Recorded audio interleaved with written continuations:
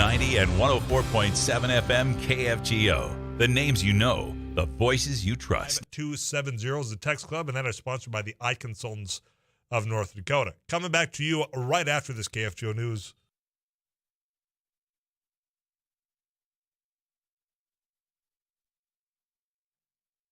KFGO News, Fargo-Moorhead, sunny and 1 degree. I'm Paul Juergens. A train derailment a couple of miles west of Frazee, Minnesota this morning. Becker County Sheriff Todd Glander says it happened around 9. It involved a BNSF train.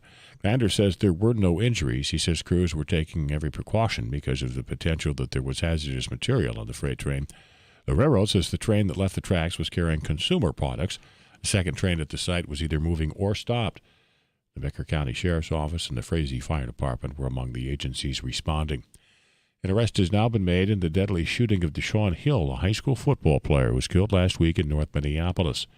The 15-year-old Hill was the quarterback for North Community High School. The honor roll student was gunned down after school at a neighborhood intersection. Hill was also part of a documentary slated to premiere on Showtime about North Community High's football team. The documentary is expected to honor Hill's life and spirit. Another Sioux Falls police officer has been fired following his arrest on child pornography-related charges. 23-year-old Matthew Jock joined the department about 2 years ago. Police Chief John Toom. The actions of Mr. Jock and Mr. Schauer before have given our organization a black eye, and we can't hide from that. We cannot take that lightly at all. We will not let their actions overshadow the great work we have done in the community. We will redouble our efforts to be the outstanding law enforcement agency that I know we are. Last week, Sioux Falls officer Luke Schauer was fired after he was arrested and charged with attempted production of child pornography and sending obscene materials to minors. With the release of the new state legislative maps, John Hest of Glendon says he will run as a DFL nominee for the Minnesota House of Representatives in District 4B. Hest works as an academic advisor at Minnesota State Community and Technical College. Hest also teaches online history and government courses for Sisseton Wahpeton Tribal College in South Dakota. He grew up as the fifth generation on his family's farm in Norman County. Holy Mayor Jim Joy has also announced a run for District 4B, which is now held by retiring Democratic Representative Paul Marquardt of Dilworth. Joy is seeking the Republican nomination. Blizzard warning from 6 tomorrow morning until 6 tomorrow night. Partly sunny this afternoon, Fargo-Moorhead, about 2 above for the high. Wind picks up tonight then. Areas of blowing snow, light snow, and rising temperatures. Southerly winds 18 to 38 overnight and gusty. Tomorrow, with that blizzard warning until 6 in the evening, mostly cloudy, windy. Areas of blowing snow, scattered snow showers, high of 25. Saturday, about 26, partly sunny, still somewhat windy. Areas of blowing snow. Sunday, mostly cloudy, windy, chance of light snow and blowing snow. High Sunday morning of about 20, and then temperatures begin to fall. Fargo-Moorhead, sunny and 1 degree. Paul Juergens, News Radio, KFGO.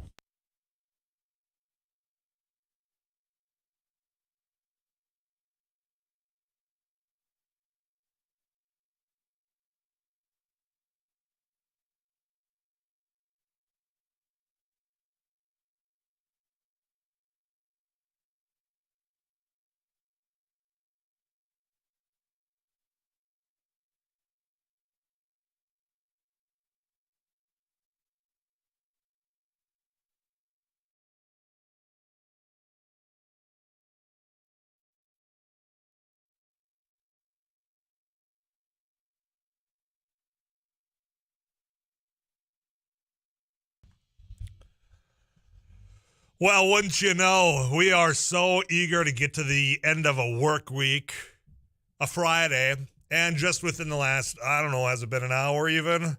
National Weather Service comes out and says, oh, yeah, that Friday. Oh, another Friday? That means we should probably have another blizzard, right? So we'll let you know about all the latest. Keep it locked in here to KFGO Tutal Tom. We'll let you know if anything does change. But blizzard warning, you just heard from Paul Juergens, from 6 a.m. to 6 p.m. on your Friday. Tomorrow, which does change a few things for my friends out in Detroit Lake. So I was going to come on down and spend the Friday afternoon with you talking about the Pulls and Holes Fishing Derby, of which I've got another pair of passes to get out to you between now and when I get on up and get out of here. And, of course, our friends over at the Vintage Snowmobile Ride, that's going on as well, but we're not going to be making it out there. We're still going to bring you some of the sounds of that tomorrow because a lot of that is taking place on Saturday. And you'll have to take it from Too Tall Tom, but I'm going to tell you, you're going to want to get out there. Saturday, as of now, looks like it's going to be an all right day to be taking in, whether it's the Ice Fishing Derby, that snowmobile ride, or just getting out and enjoying what the area does have to offer. 237-5948. That's the Laney studio line. You can also text me at 35270. I'm going to get to Spencer Wort in a minute. You can send in your thoughts, your questions already. Have a couple of them awaiting a Spencer, and we'll get to him in about 3 minutes here. I want to talk about the Olympics, too. First off, have you been watching? Have you been following along with the Winter Olympics at all? Just a little bit, maybe dabbling? Because I haven't. I haven't sat and watched really any of it, or purposefully watched any of it, is probably how I should put that. If it's on in the background and I'm waiting for my truck to get serviced or whatever, to where it's on in the background, maybe my eyes will wander to it. But today, it seems like everybody talking about this 15-year-old from Russia, figure skater. People thought she was going to be the best in the world, going for gold. There's a lot of backstory there. We're going to get into it. And now she had a bad date. Fell a couple of times. Ended up not even getting bronze. And it seems that there are some publications around the world that are just eager to, as the kids put it, dunk on this 15-year-old. They're really rubbing it in that a 15-year-old just fell short. No pun intended. So I'm going to give you my thoughts on that. First off, we'll just start. Are you watching the Winter Olympics? Do you care? Because it just seems as though this year it has definitely been down from other years. From the interest, aside from up in this region, I think it's understandable that a lot of people are interested in hockey. A lot of people are interested in curling. In particular, curling, because it's us. They're one of us playing in the Olympics yet again for curling. Unfortunately, they're not going to be going for gold here. But I don't think I'm alone in the fact that I just don't have that much interest this time. I can't put my finger on as to why. Is it because when I'm visiting with somebody like, oh yeah, tonight at 7:00 you can watch curling. Is it even live or not anymore? So there's a lot to unpack there. But we'll get to that in a little bit because I want to talk about the whole committee. Yes, this figure skater, 15 years old, had some issues. She's from Russia. And with the whole committee, the doping scandal, and they're even allowed to participate again, and then they're going to be allowed in the future. It makes no sense. So we'll talk about that. And plus, we've got a couple other things. Bob Saget's family having to get a lawsuit and get a court injunction and not have details put out about Bob Saget's death. Why in the world should people even be digging in for that anyway? Have we had no privacy anymore? Their families of someone that has been lost. We'll talk about that. But right now, I've got a lot of messages awaiting for Spencer Wort. The Meat Dude, we're going to take a quick pause. When we come back, he'll take your questions at 35270. I'm Tyler Axis. This is Afternoons Live, and we're just getting started on a Thursday. Stick around.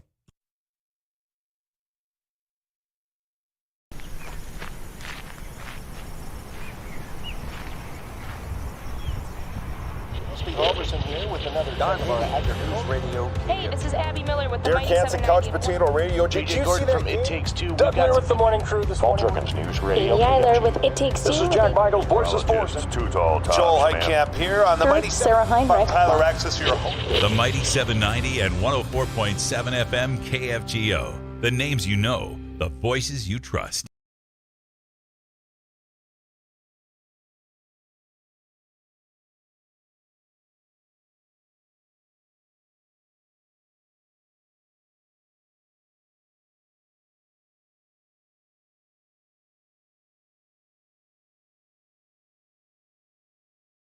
So today on MSUM campus we're doing an ice jam, which is we're combining a bunch of percussion instruments with ice instruments, which are also going to be used in a percussive form. We're going to hit them with mallets, hammers, all those types of things.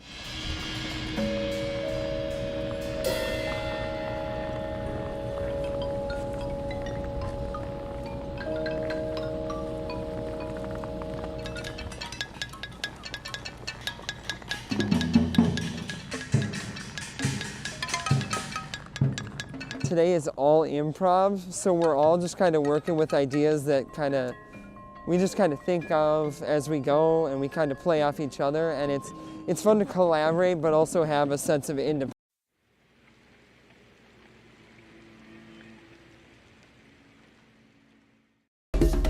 Thanks for watching News and Views on YouTube. Don't forget to subscribe and like our page. And send us a text anytime at 35270. Well, we're doing a food giveaway event to the community. A lot of people are facing food insecurity at this time.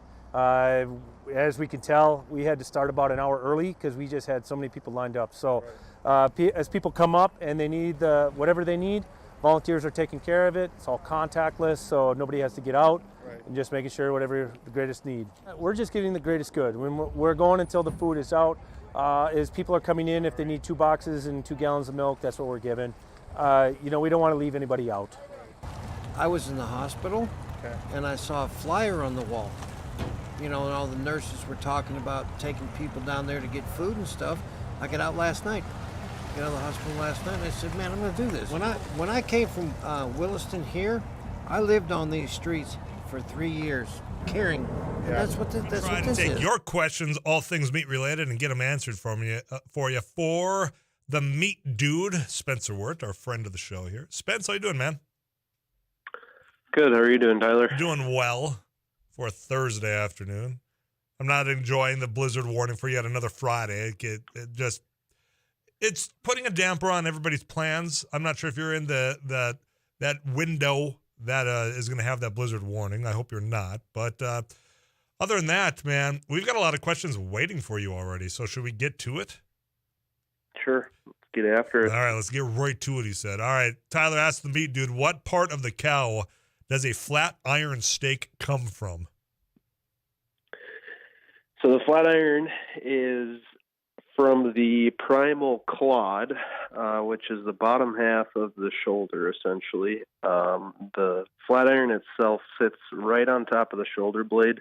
Another term for the subprimal where flat irons are come from is called the top blade. The flat iron essentially comes out of the shoulder. The primal is called a clod, which is, like I said, the bottom half of the shoulder. So you used that word clod a couple of times. Yeah, it's kind of a fun word. I can tell with how enthusiastic you provided it.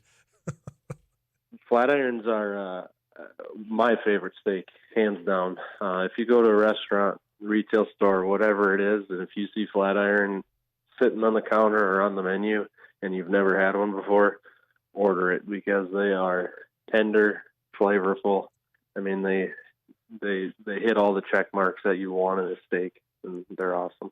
Let me ask you this then. All right, let's say you got a T-bone and you got that nice thick slab of fat on the outside. Are you one of the guys that, I'm going to eat that slab of fat, or you cut that off and put that to the side? I would say I eat it with meat. Like, I'm not just going to trim the fat off and eat fat by itself, but I'll eat it with a portion of the protein. So I'm not going to waste it. Of course, I don't like, like a half an inch of fat on my steaks. Like a good quarter inch is good, and that's kind of what we trim to in-house, the quarter inch. I don't like to waste it, but I'm not just going to trim it off and eat fat by itself. Okay. I have seen that done before, and it creates a controversy at the dinner table is all I'm saying. 237-5948. You could call and ask Spencer your questions as well. In the meantime, I'll get back to the text club at 35270. Tyler, can you ask Spencer, the meat dude, what he thinks about searing a steak first and then finishing it in the oven, and what temperature in the oven comes in? I think it's a good cooking method. The reason being is once you get a good sear, it's hard to utilize that same pan in order to not continue the sear process. So when you're on stovetop and you get a nice crust, moving it into the oven is just heating it up so you don't continue to sear or potentially, super dry out the outside of the steak. In an oven, temperature, I'd say about 325 is good kind of middle grounds. If your steak is a little thicker, you could probably go a little higher. If it's a thin steak, a little lower. I know personally I've had to do that a lot. A couple, 3-4 years ago, I got into the whole cast iron cooking stovetop method, and the first couple times, I'll admit, I struggled with it to get the internal temperature up. I'd get that cast iron pan super hot, and for those of you who use cast iron, once it's hot, there's no cooling it down. So in order to stop the searing process, because I just wanted to internally cook the steaks, I'd have to take them off the cast iron pan and finish them in the oven. But yeah, it's a good cooking method for steaks. For like a prime rib, that's a decent cooking method as well. It's tested and tried, and it's a good method. You threw something out there. Then I've had this question before. All right, you got a thick steak, right? And you're doing this, or maybe you're using the air fryer. You seared it and then you put it in, but it's a thick steak. Is it better to have, if you're in that fryer, a higher temp at a shorter time or a lower temp for a longer period? My go-to is always going to be a lower temp for a longer period. And this is after the sear.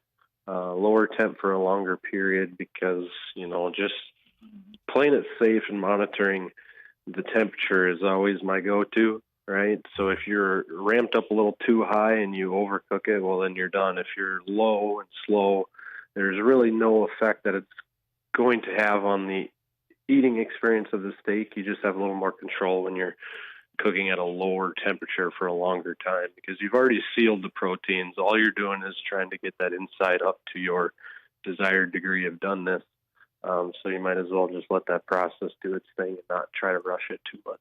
Patience, again, a theme here of which I am not very strong in. Tyler, can you ask the meat dude, what is the best roast for a slow cooker?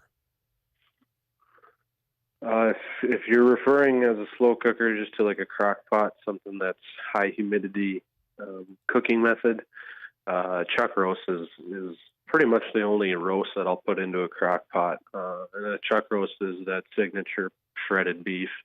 It's not super, but it has a lot more fat than any other roast that's going to come out of a beef. It can handle that high humidity cooking without altering the flavor because there's so much fat and collagen that breaks down during the cooking process. Other types of roasts, if you use the crock pot method, they're more of a carving roast, so I like more of a dry heat in order to, create that crust and that seal that we've already spent 10 minutes talking about. So yeah, go-to for a crock pot is going to be chuck roast. Here's my question of the week. I've seen online now a number of times people injecting whether it's a roast or a slab of meat with duck fat. Have you heard anything? What would the purpose of that be? I haven't heard any.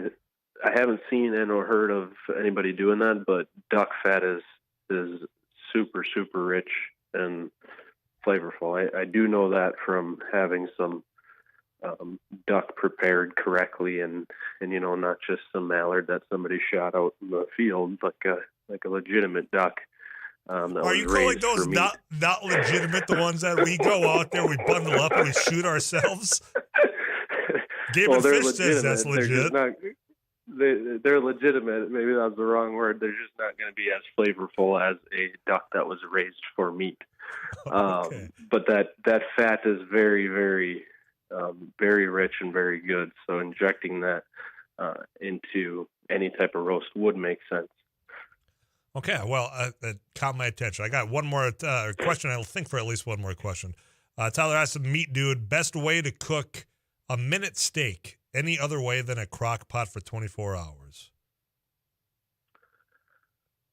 Okay, so minute steak is going to be defined depending on by lots of different people. In my book, a minute steak is something that's really, really thin, and the purpose of it is to throw it in a skillet, and it takes 1 minute to cook it. A lot of times where minute steaks are cut from is something out of the round, so therefore it's going to be tough. So I think I know where this texture is coming from. We're throwing it into a crock pot, essentially making a Salisbury steak type dish.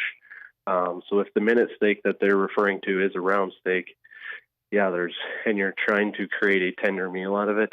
There's really no other way other than marination to create a good steak other than slow cooking it. So this, opens up the broad question of how do we create tenderness, and why are some steaks tough or tender just on a cooking basis, knowing what kind of steak you have, doing the correct methods, whether it be cooking it to tenderize it or marination to tenderize it. Those are pretty much your two options to create a better meal. A marinated round steak, if marinated with the correct ingredients, you could just cook it on a grill or cook it on the stove top like you would any other steak. Just a plain round steak, crock pot all day is the only way you're going to tenderize it.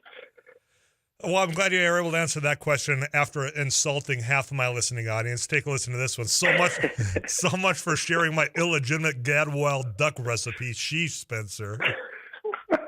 So that was the wrong word. Illegitimate or legitimate was not the correct word, and I apologize. I'm a hunter. I hunt. We talk about hunting all the time.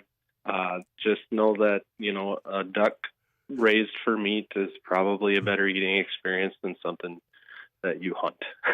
It's about the pride that goes into shooting that duck, doing all the work. It's the savoriness of that's supposed to overcome the gaminess, Spencer. Yeah. All right. Okay, you're not buying it. Okay, I'll let you go and think about what you did this week, and we'll catch up next week. All right. Sounds good. All right. Thanks. Yeah, appreciate it, Spencer Wirt. He's the meat dude. All you duck hunters out there, I want you to defend yourselves.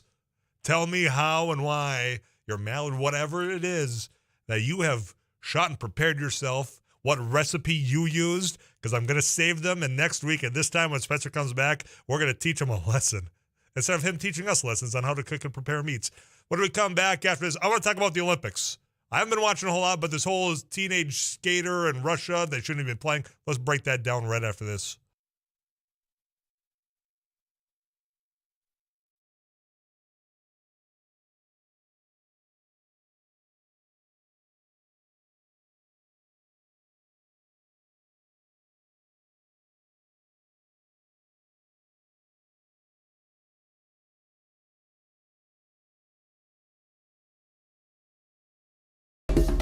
Thanks for watching News and Views on YouTube. Don't forget to subscribe and like our page, and send us a text anytime at 35270.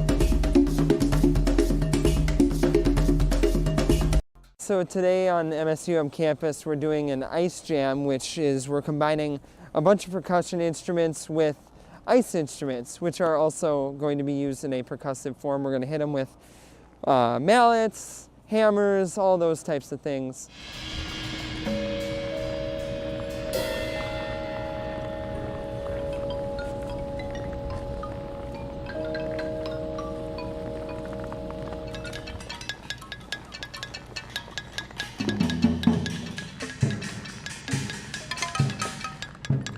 Today is all improv, so we're all just kind of working with ideas that we just kind of think of as we go, and we kind of play off each other, and it's fun to collaborate but also have a sense of independence.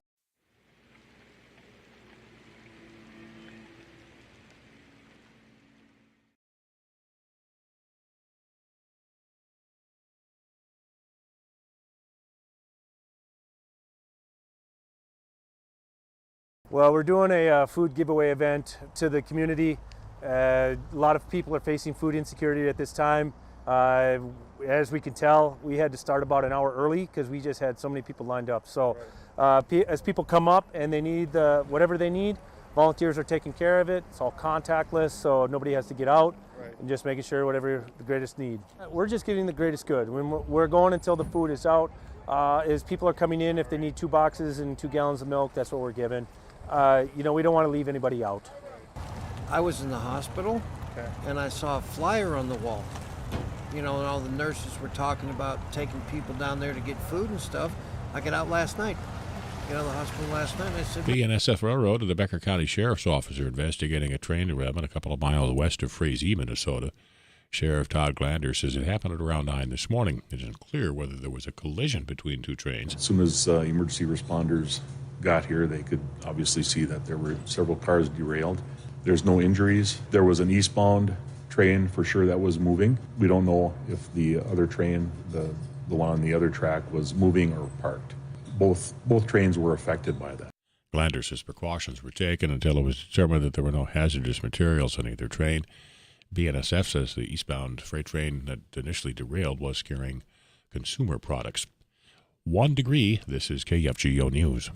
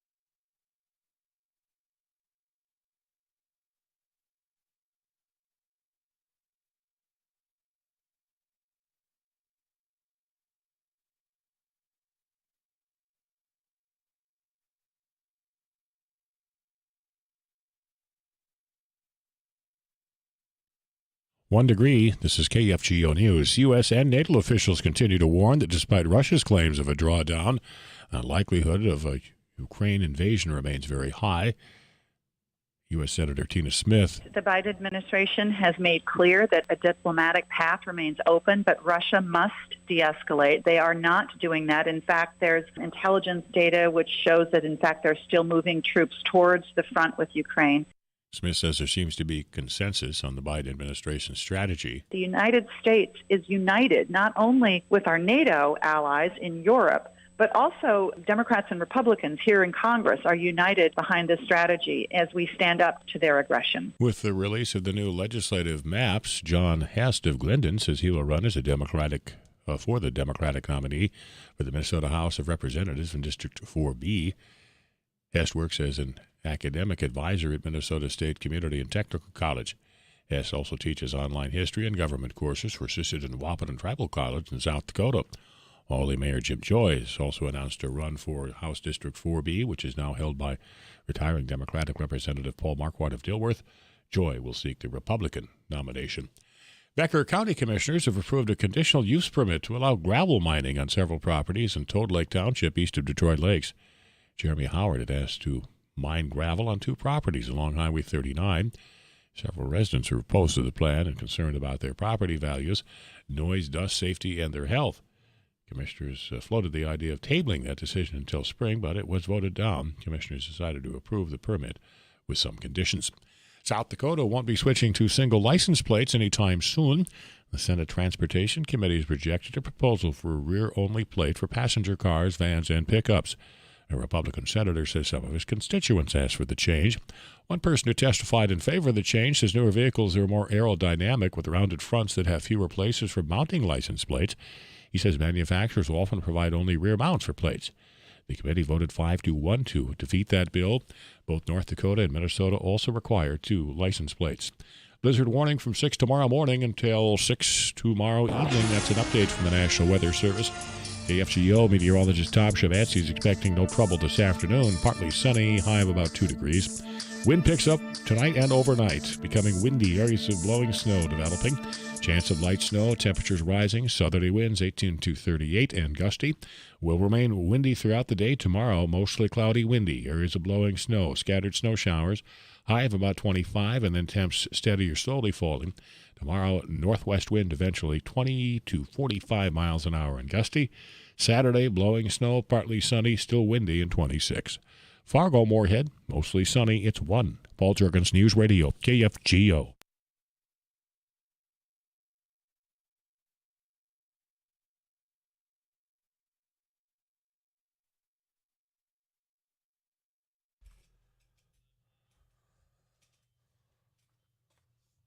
Rusty Halverson is in the KFGO studio, and I know we're going to talk about beef in a moment here. Yeah. Because that's probably what's going to be for dinner tonight. Okay.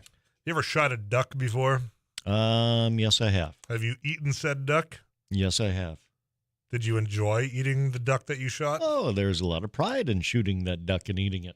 That's what I thought, too. Our meat dude started a ruckus. Oh, no. Somebody had asked a question, and he said, well, you know about the legitimate duck. Legitimate The ones that duck? apparently they raise What? ducks just for you and I to put on a plate and eat. Oh, I suppose. Yeah. I Yeah. mean, just like any other one, I suppose. Well, if But you get your federal game stamp, your wildlife waterfowl stamp, and shoot a duck when you're 11 years old and you take it home and throw it in a crock pot, you're awful proud. yeah. Yeah. Probably the best damn duck you ever had, too. Maybe I was 12. I can't Yeah, remember. right. Whatever the legal age was, that is what Yeah. Rusty Halverson was at Yeah, that time. yeah. Federal, All right, so waterfowl we stamp. are forming a union of duck hunters that like to enjoy the taste of the duck that we shot, and we're presenting it to Spencer Worth, the meat dude, next week. So you're Okay. on board. I appreciate that. Yeah, absolutely. Now Yeah. on to beef. Yeah, sure. What's going on with the beef commission? Well, the North Dakota Beef Commission hosting some beef checkoff informational meetings for North Dakota producers. Going to be next week, Tyler, Medora, and Towner next week. And we visited with Nicole Wardner of the Beef Commission about the intent of the meetings.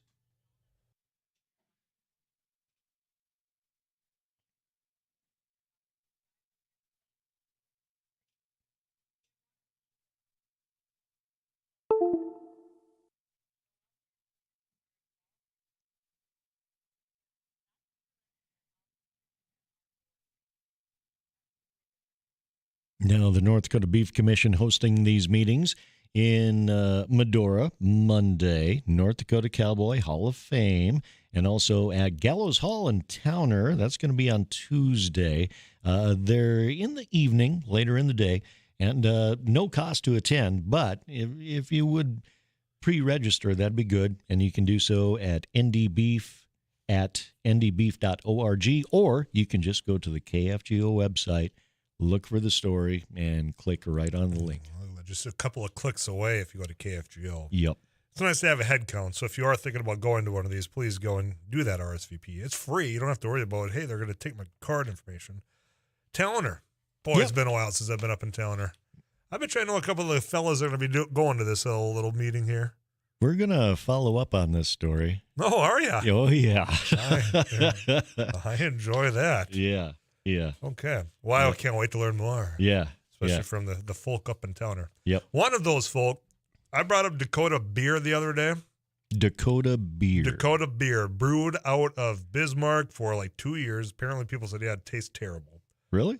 I guess. It was a couple of lifetimes before one of those Towner guys, my buddy Ryan up there, has a can of Dakota beer still. Oh. Yeah, I think it's from his old man. So. Oh, really? Yeah, small world, huh? Huh. So if you go and follow up the story, maybe you'll visit with him, all right? Yeah, perhaps. Perhaps. All right. Perhaps you'll come back next hour? Absolutely all coming right. back next hour. Ain't no question there, he said. Yep. All right, we'll save that seed for you. Okay. CBS National News on the way if you want to learn more. And if you want to register, again, KFGO.com, just click on that agriculture tab.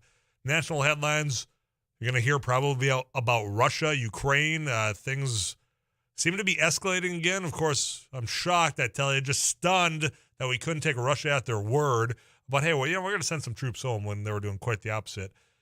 Speaking of Russia, I want to talk about their participation in the Olympics. Have been watching. I've got some people that have said, yes, I have. We'll have that conversation right after this.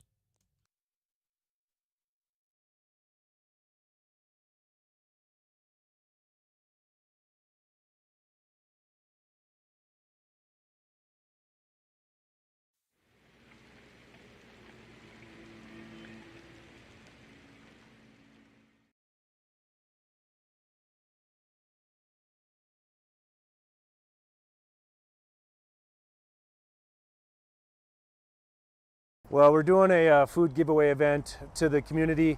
A lot of people are facing food insecurity at this time.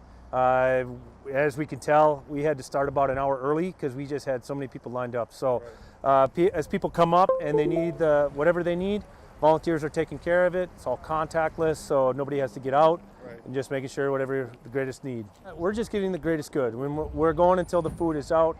As people are coming in, if they need 2 boxes and 2 gallons of milk, that's what we're giving. We don't want to leave anybody out. I was in the hospital, and I saw a flyer on the wall. And all the nurses were talking about taking people down there to get food and stuff. I got out last night. Got out of the hospital last night, and I said, man, I'm going to do this. When I came from Williston here, I lived on these streets for 3 years, caring. And that's what this is. You know, that's the way I see it. Very helpful. I think it's going to be very helpful because I know people that are doing without. I think it's truly remarkable how much need there is out there. Like I said, we were going to start at noon, but we had so many people lined up. We started at 11, and volunteers have been working their tail off since. MSUM campus, we're doing an ice jam, which is we're combining a bunch of percussion instruments with ice instruments, which are also going to be used in a percussive form. We're going to hit them with mallets, hammers, all those types of things.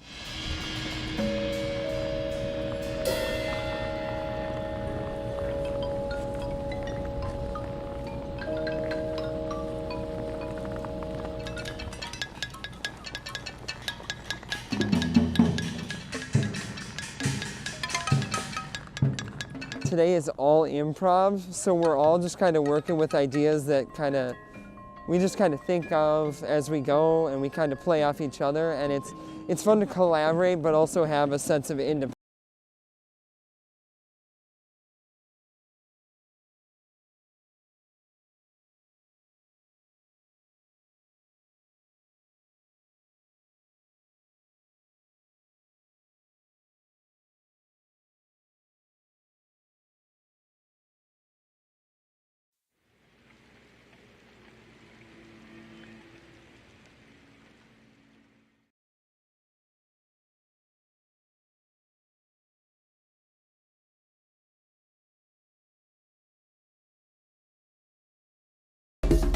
Thanks for watching News and Views on. It's Audibles Day, so keep that in mind. We'll be playing that at 4:10 on a Thursday.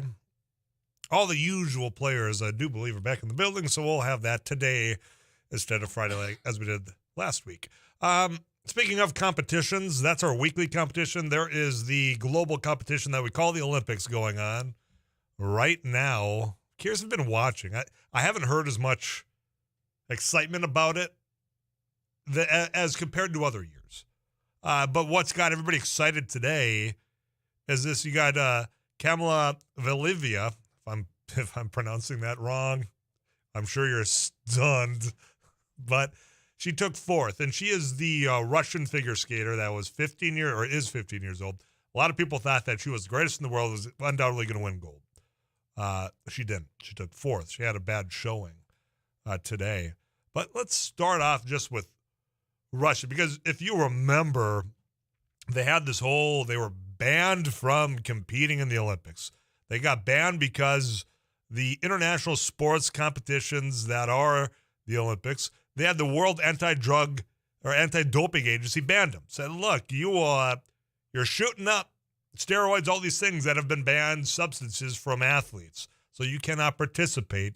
Yet here they are. And all the world is watching over this 15-year-old, and why people have been talking about this so much today, because she had a foreign substance that was detected, and you know what? They said, well, we're going to look the other way. Go ahead, compete. I don't think that she should have been able to. I get it. She's 15 years old. Was she the one that knowingly took whatever it was that was prohibited from athletes? We don't know. She claims otherwise. But that's why people are talking about her and why there's been so much. And if you read headlines, it seems as though people are cheering the fact that a 15-year-old had a bad day. Fourth instead of getting cold. But the fact that they even allowed, let's not be stupid here. You have these are Russia. This is Russia. It's the Russia Olympics. They're playing now under the banner. This is how they're sliding by. They're going by ROC, the Russian Olympic Committee. So why even say that they're banned if you're just going to say, oh, well, if you're going to change the name, that would be like if you are a fan of what used to be the WWF, and you're saying, well, Dude Love can't participate, Cactus Jack sure can't, but Mankind, we'll let him play because it's all the same people. It's all the same person. It's all Mick Foley.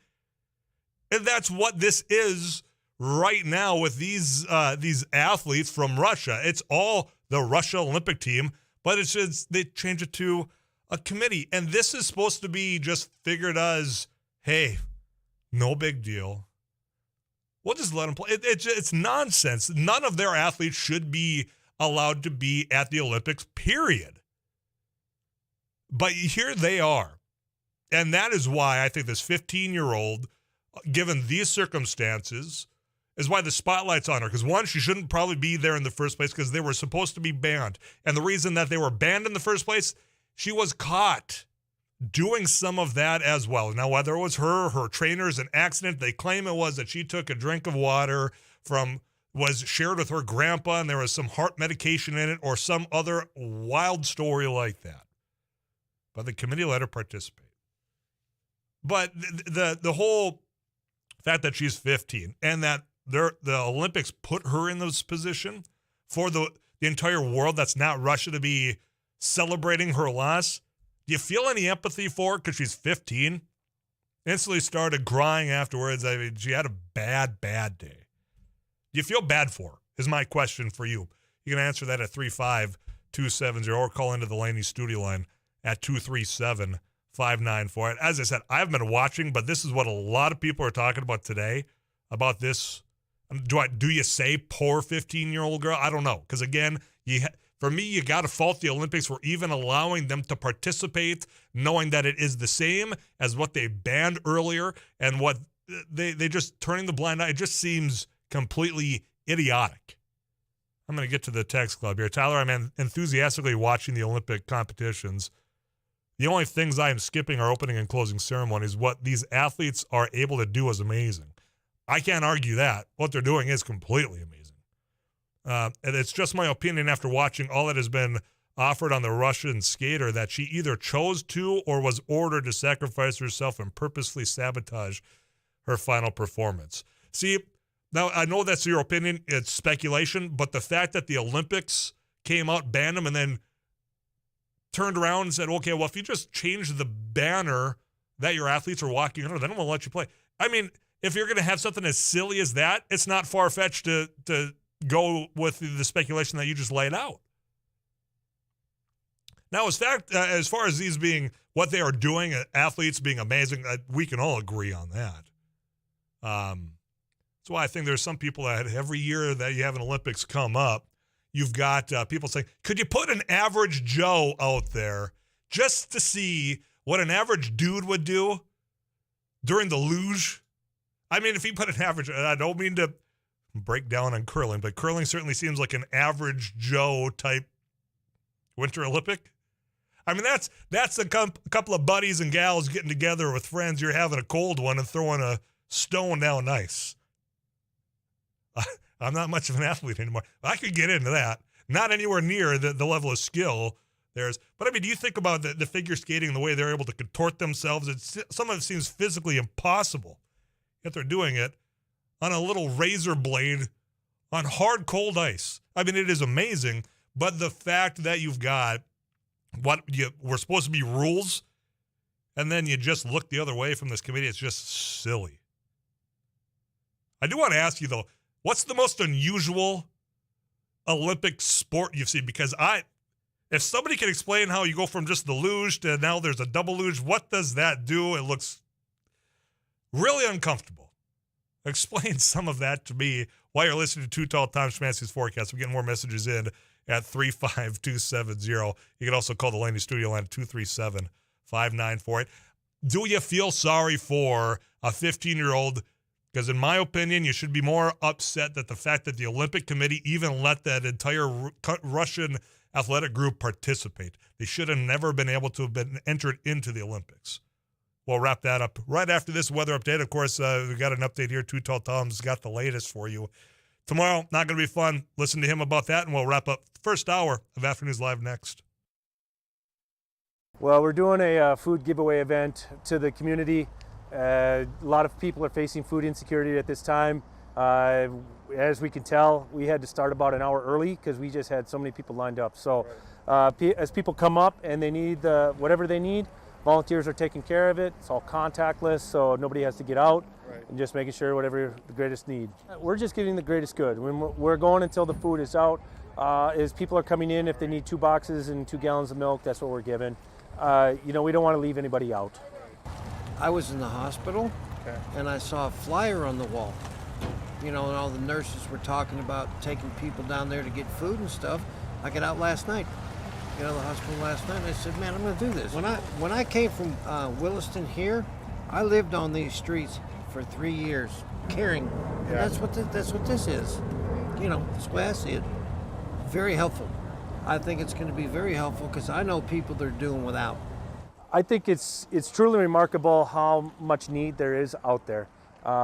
Like I said, we were going to start at noon, but we had so many people lined up. We started at 11, and volunteers have been working their tail off since then. I'm thankful for that. I think this shows that there is some huge needs in the community, and we got some things we got to address. Thanks for watching News and Views on YouTube. Don't forget to subscribe and like our page, and send us a text anytime at 35270.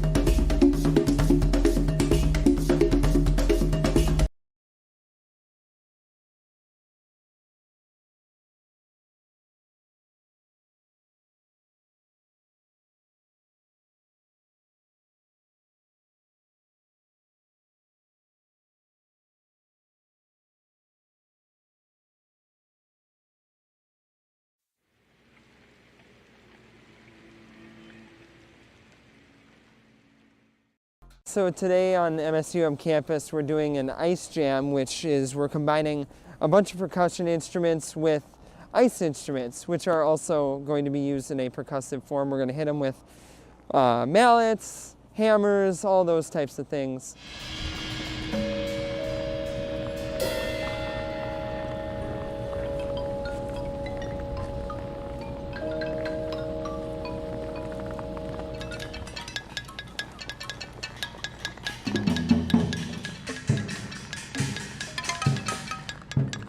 Today is all improv, so we're all just kind of working with ideas that we just kind of think of as we go, and we kind of play off each other, and it's fun to collaborate but also have a sense of independence.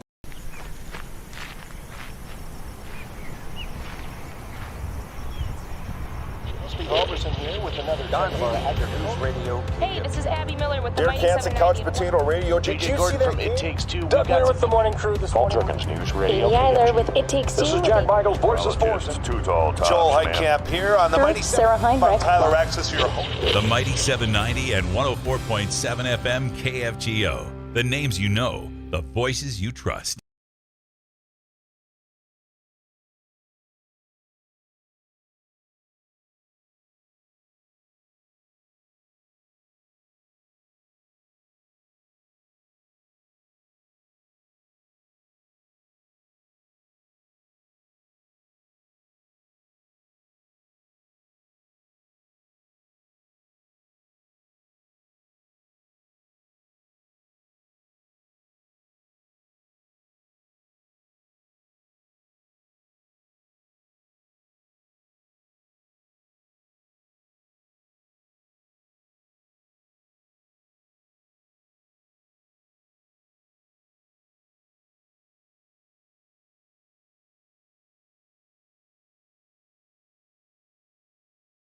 Thanks for finding the Dude Love entrance theme for me.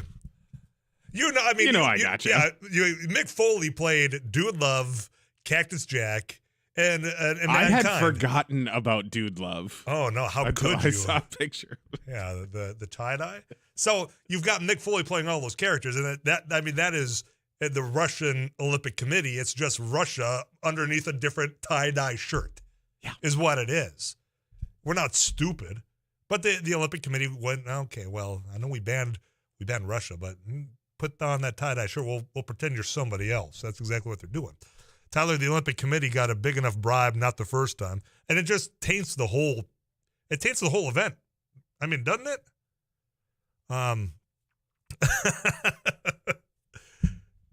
Tyler, I don't think you could have been more blatant regarding your ignorance of curling.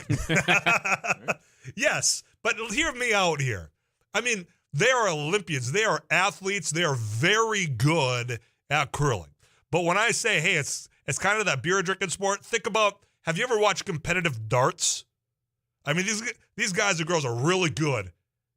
You think about bowling, very good. I mean, these are top athletes, but it's also one of those that, hey, if you want to go out with some fellas and have a beer, eat a pizza, you can still. There used to be a time, and I heard this, I think, from Jack Sunday. Go, oh, yeah, it would be bowling, and we'd get a pitcher, and then it would be eating chicken wings. And you think about how the world has changed since then because of just wanting to keep things a little bit more cleansed. Hey, I curled for about 3 or 4 years at the FM Curling Club every Sunday. It was a blast. So fun. Mm-hmm. It's a beer drinking sport. I don't care if it's in the Olympics. It's a beer drinking sport. Thanks for getting my back not once but twice in this segment. But I appreciate. I mean, I thought I had prefaced my comment with saying, "Hey, they're very good. They deserve to be in the Olympics." I mean, do you ever think? Because I would assume this would have to be in the spring. Do you think Beggs is going to make the spring or the summer Olympics? Maybe someday. Because I'm going to make this person's really going to hate me for that. Because I don't want to equate the two. But do you get what I'm getting at here? This one I want to get out to because I'm with you to an extent because I blame the Olympic Committee for even allowing the Russian Olympic Committee, or AKA Russia, that they banned from participating. Tyler, I feel awful for this little girl. I almost positive she had no idea what they gave her. They hung her out to dry. I hope she doesn't try and hurt herself after all this. I couldn't imagine what she's going through now and later. That's where when I'm watching these headlines gloat about her having such a bad day, you feel bad for her, but she should have never been in the position in the first place because the Olympic Committee should have never allowed the Russian Olympic Committee to participate. CBS National News. We'll continue the conversation next.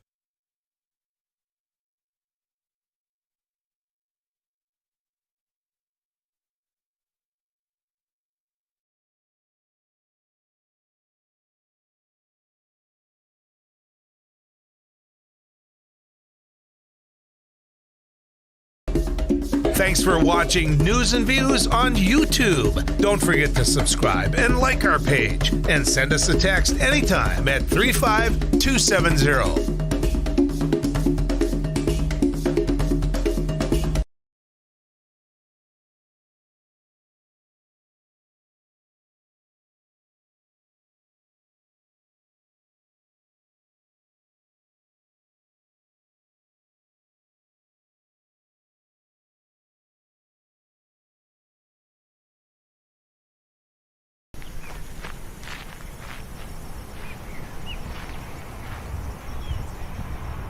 Roberson here with another Don of our Agri News Radio. Hey, this is Abby Miller with the Derek Hansen, Couch Potato Radio. Did you see that from It Takes Two? Doug here with the morning crew this morning. Jerkins News Radio. Eiler with It Takes Two. This is Jack Michaels, Voices Force. Too tall tops, Joel Heitkamp here on the Mighty Sarah 7. Heinrich. Tyler Axis, your host. The Mighty 790 and 104.7 FM KFGO. The names you know, the voices you trust.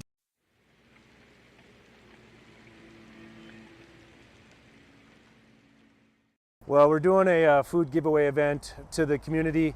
A lot of people are facing food insecurity at this time. As we can tell, we had to start about an hour early because we just had so many people lined up. So as people come up and they need whatever they need, volunteers are taking care of it. It's all contactless, so nobody has to get out. And just making sure whatever the greatest need. We're just giving the greatest good. We're going until the food is out.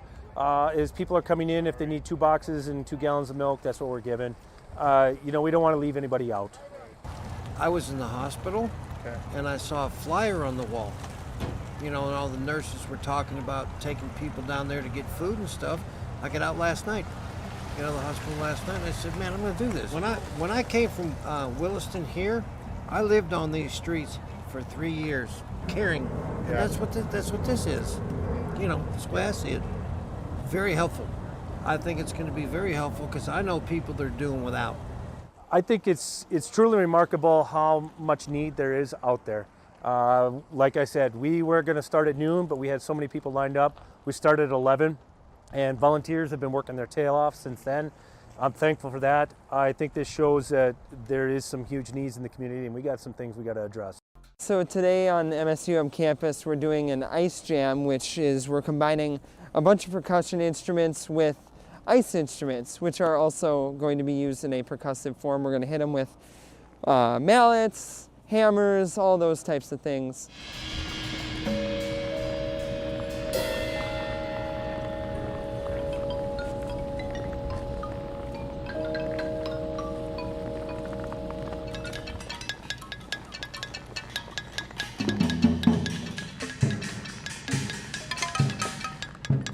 Today is all improv, so we're all just kind of working with ideas that we just kind of think of as we go, and we kind of play off each other, and it's fun to collaborate, but also have a sense of independence.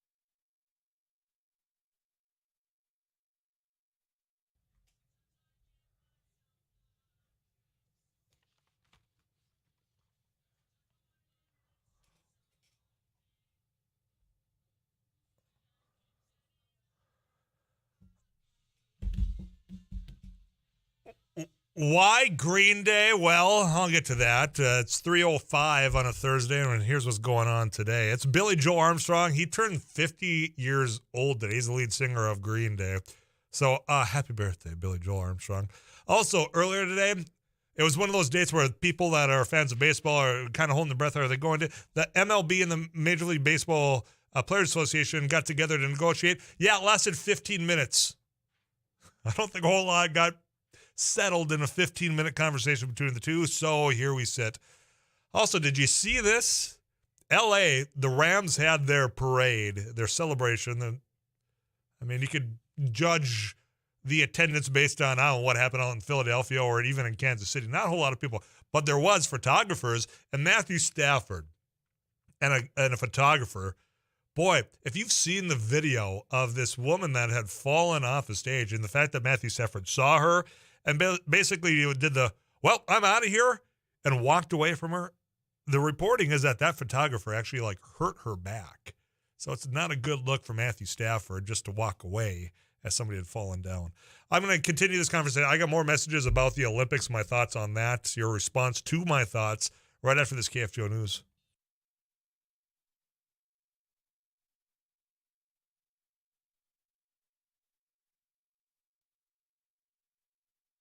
KFGO News, sunny, Fargo-Moorhead, it's 1 degree. I'm Paul Jerkins. A train derailment west of Frazee, Minnesota this morning. Becker County Sheriff Todd Glander says it happened around 9. It involved a BNSF train. There were no injuries. The sheriff says crews were taking precautions because of the potential that there was hazardous material in the freight train. The railroad says the train that left the tracks was carrying consumer products. A second train at the site was either moving or stopped. The sheriff's office and the Frazee Fire Department were among the agencies responding. With the release of the new legislative maps, John Hest of Glendon says he will run as a DFL nominee for the Minnesota House of Representatives in District 4B. He works as an academic advisor at Minnesota State Community and Technical College and also teaches online history and government courses for Sisters in Wahpeton Tribal College in South Dakota. Hawley Mayor Jim Joy has also announced a run for District 4B, a seat now held by retiring Democratic Representative Paul Marquardt of Dilworth. Joy will seek the Republican nomination.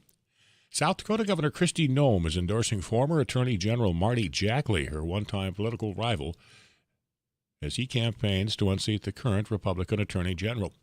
Jackley returned the favor for Noem's re-election bid. The mutual endorsements represented a potential political alliance between the two Republicans. In 2018, they competed for their party's nomination in a bitter primary. Jackley eventually endorsed Noem late in the general election campaign. Jackley is running for his old job as Attorney General. Attorney General Jason Brownsburg faces a House impeachment investigation for his conduct surrounding a 2020 deadly car crash. A second Sioux Falls police officer has been arrested on multiple child pornography charges. 23-year-old Matthew Jock has been fired. Mayor Paul Tenhaken says the case is upsetting. You know, I'm deeply troubled and quite honestly angry. The city has been and will continue to cooperate fully with DCI in order to allow justice to be done in this manner. Jock is the second Sioux Falls police officer in as many weeks to be arrested for child pornography. 28-year-old Luke Schauer was arrested earlier and charged with attempted production of child porn and giving obscene materials to minors. He was also fired. Blizzard warning now from 6 tomorrow morning until 6 tomorrow evening. That's a change from the National Weather Service. Primarily for blowing snow, meteorologist Tom Shemansky is expecting about 2 above this afternoon, a partly sunny sky. Wind picks up tonight, areas of blowing snow, chance of light snow, temperatures rising. A strong south wind overnight and toward morning.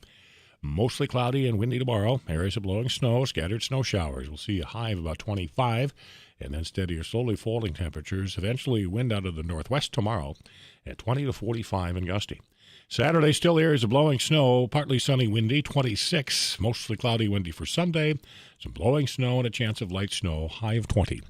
Fargo-Moorhead, sunny and 1. Paul Jerkins, News Radio, KFGO.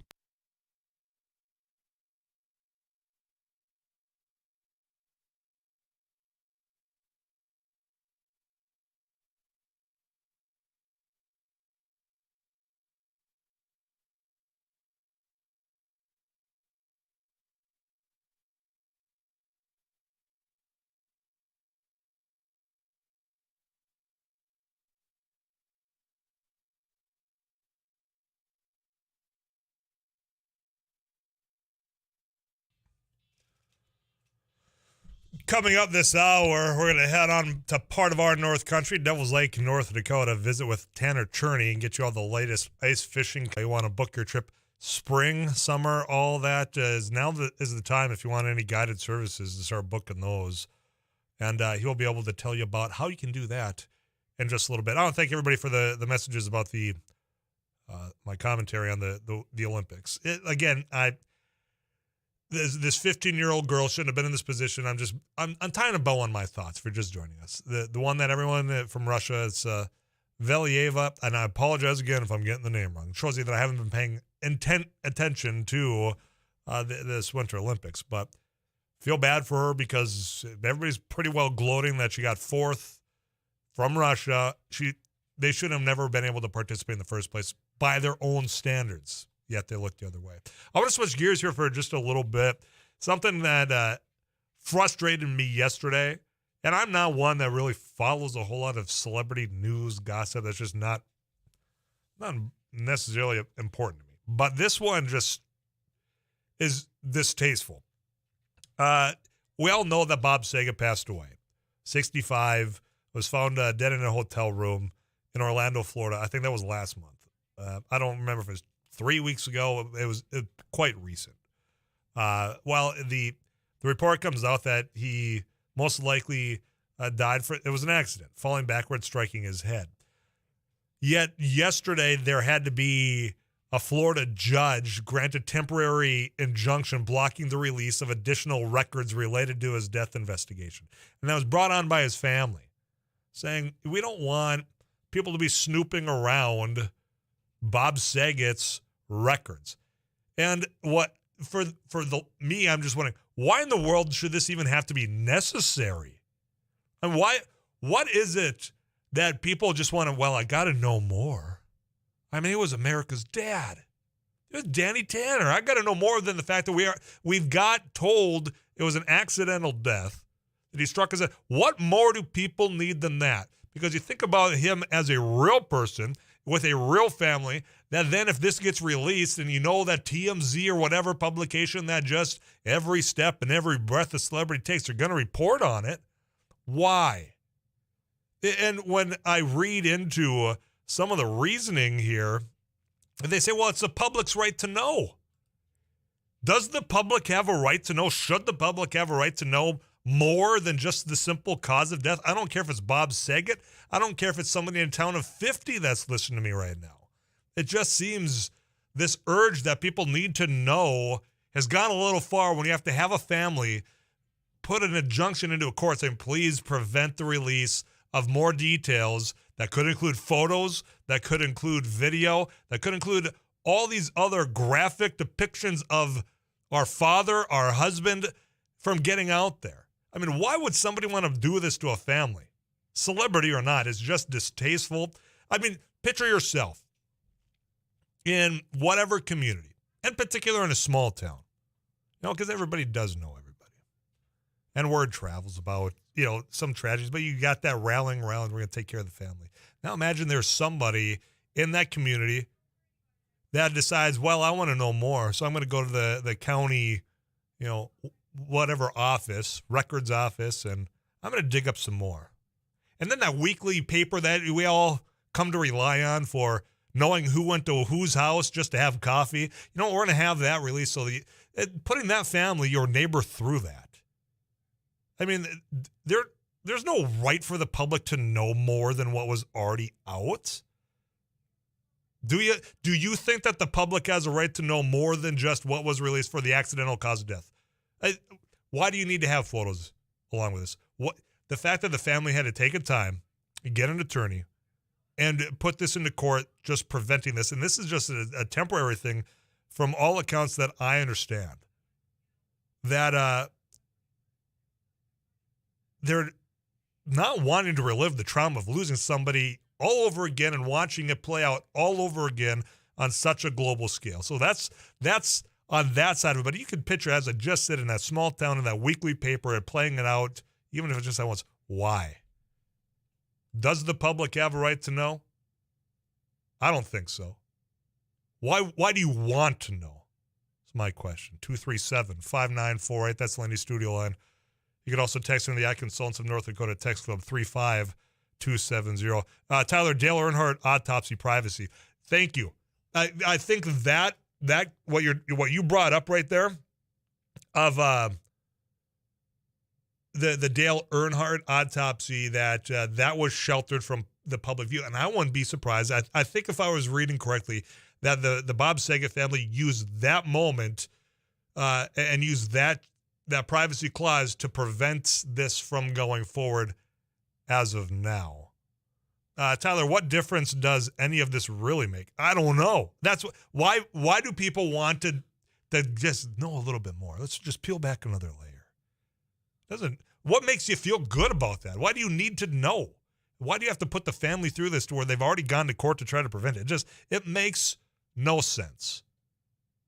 I mean, I get that if you drive by a car accident, you want to you turn and look at it, but it's just that nature instinct. This is a different decision. To actually you have to actually file paperwork to go. It's disgusting, is what it is. Tyler, does anything other than quote he died have to be shared? Even the accidental death part is unnecessary in my mind. I don't disagree with you. I mean, tragic as it is that he died at 65 and knowing that it has come out as an accidental death, yeah, it's tragic, but did we even need to know that part? I don't think so. But that's why when I read into these reports that has this term that really stood out to me, public's right to know. Why in the hell does the public need to know anything? Beyond the fact that, okay, so-and-so has passed away. And thoughts are with the family, with his friends or her friends, the loved one. That should be enough, should it not? We'll continue this conversation. I'm going to take a quick pause here. You can send in your thoughts. I mean, does the public have a right to know? Or do you think it says just unnecessary and, quite frankly, disgusting, as I do? I'm Tyler Axis. You got it locked into After News Live right here on 790 AM and 104.7 FM, KFGO. Thanks for watching News and Views on YouTube. Don't forget to subscribe and like our page. And send us a text anytime at 35270.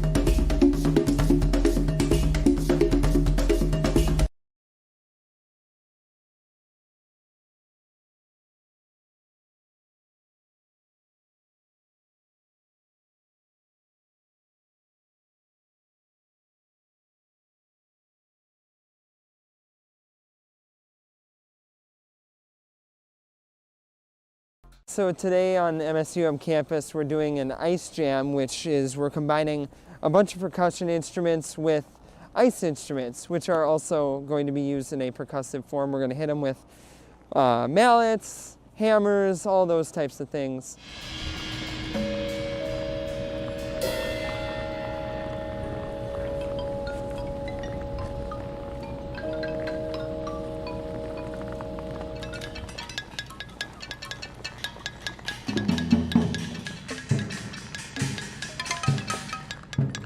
Today is all improv, so we're all just kind of working with ideas that we just kind of think of as we go, and we kind of play off each other, and it's fun to collaborate but also have a sense of independence. Well, we're doing a food giveaway event to the community. A lot of people are facing food insecurity at this time.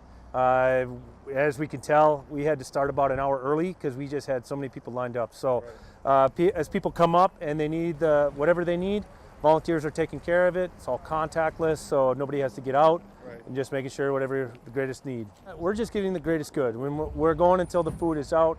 As people are coming in, if they need 2 boxes and 2 gallons of milk, that's what we're giving. We don't want to leave anybody out. I was in the hospital, and I saw a flyer on the wall. And all the nurses were talking about taking people down there to get food and stuff. I got out last night.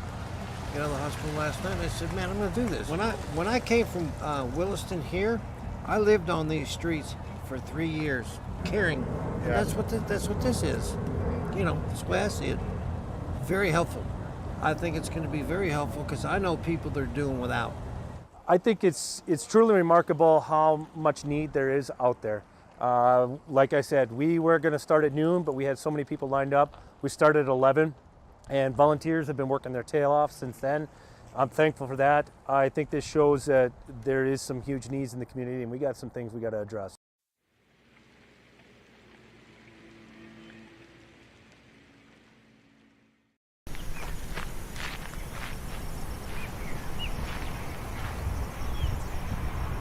Robertson here with another News Radio. Hey, this is Abby Miller with the Derek Hansen, Couch Potato Radio. Did you see that? From It Takes Two. Doug here with the morning crew this morning. Jerkins News Radio. Katie Eiler with It Takes Two. This is Jack Michaels, Voices Forces. Joel Heitkamp here on the Mighty Sarah Heinrich. Tyler Axis, your host. The Mighty 790 and 104.7 FM KFGO. The names you know, the voices you trust.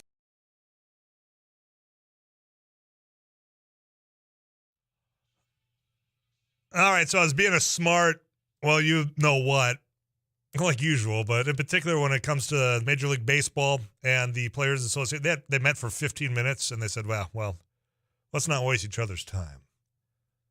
But baseball is going to happen, hopefully, and we're all excited for what the Twins are going to bring. And if you are as excited as some of us, the Twins takeover happening next Thursday, a week from today, from 11 to 2 on It Takes Two. I'd encourage you. You think about those super fans, you think about some of the former players, you think about some of the broadcasters, your own personal stories. That's what that entire 3 hours is going to be about a week from today. Got to think of the sponsors for the Twins takeover It Takes Two. That's Kia of Fargo. And then, of course, the Ball Yard Training Center. So that's going to be taking over the airwaves, all the content you can handle about Minnesota Twins next Thursday on 790 AM and 104.7 FM at KFGO. So I'm excited for that, and I do, again, want to thank Kia of Fargo, the Ball Yard Training Center, for allowing that takeover. And I do hope that we have some resolution. It's just stupid. Billionaires fighting millionaires over a cut of the pie when really they're jeopardizing a season and, quite frankly, perhaps a generation of fans. And I don't think that's over the top when I throw that out there, because you think about the interest level of any given sport. Now, the NFL had a great year this year. I mean, they had the highest ratings I think they've had in 6 years. The playoffs, best I ever remember seeing. So you've got that. You don't want to then all of a sudden come in limping if you're the Major League Baseball.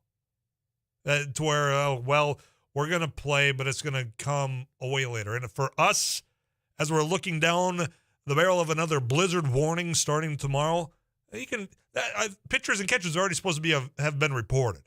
And yet here we are. We have no idea when that end in sight is, but that's what gets you thick in spring.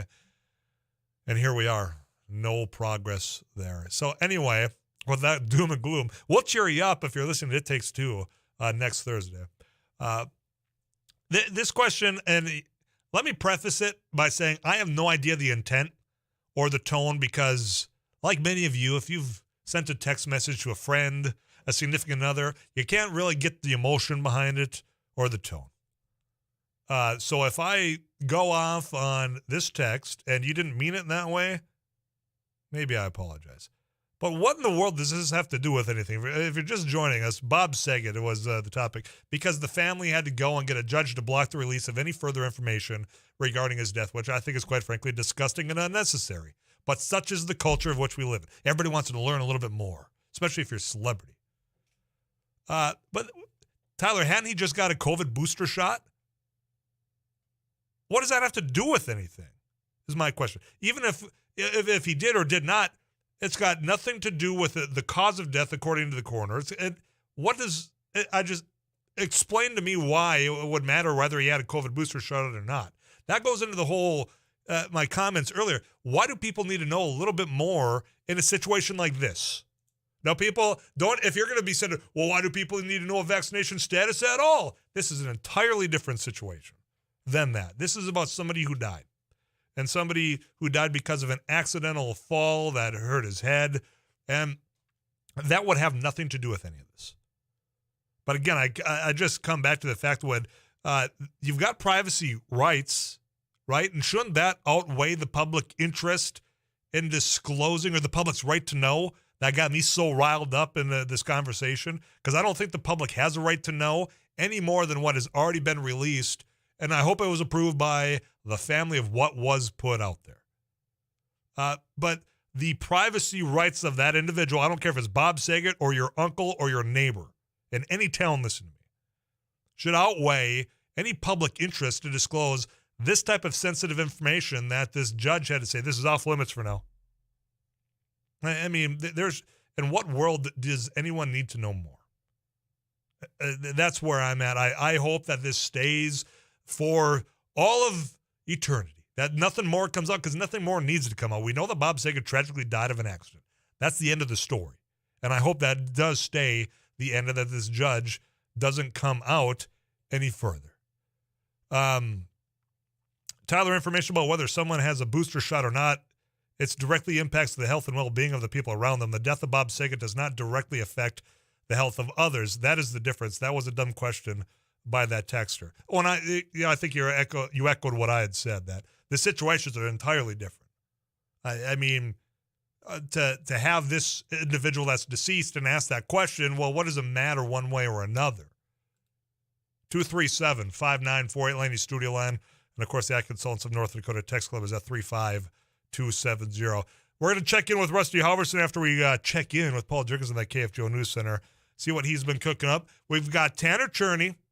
We've got Audibles. That's brought to you by Don's Car Wash. You can put a smile on your car and on your face if you're listening at 410 for our weekly installment of that game. Also, this week we got Proof Artist in the Story. Joel Catholic is going to be in studio telling you about all the things going on, not only at the distillery, but maybe to get you through another blizzard tomorrow, and quite frankly, this what feels like a never-ending winter. Yes, I do know it is only February 17th, but boy, it feels like it's been long.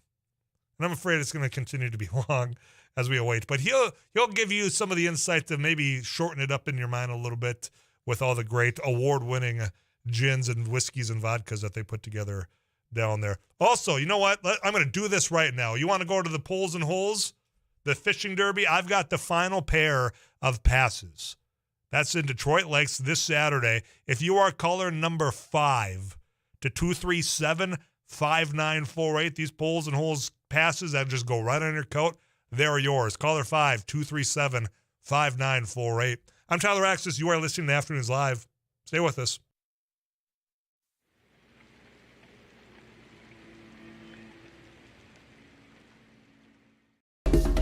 Thanks for watching News and Views on YouTube. Don't forget to subscribe and like our page. And send us a text anytime at 35270.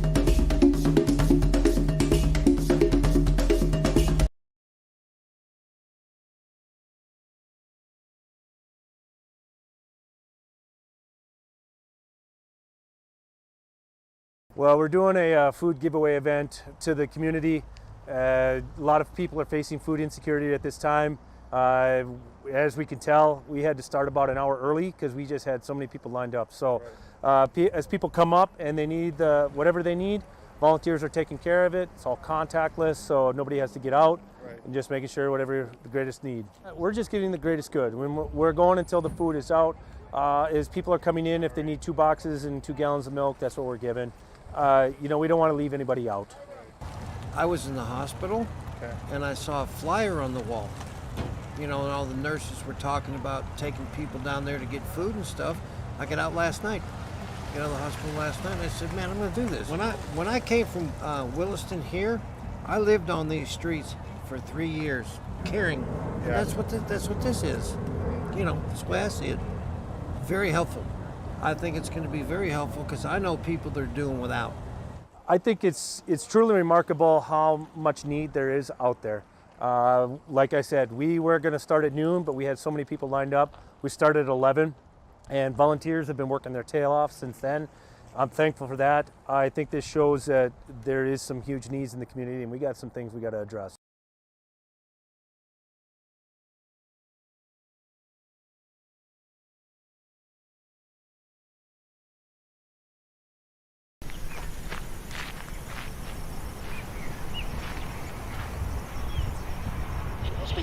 Here with another News Radio. Hey, this is Abby Miller with the Dear Kansas Couch Potato Radio. Did you see that? It Takes Two. Doug here with the morning crew.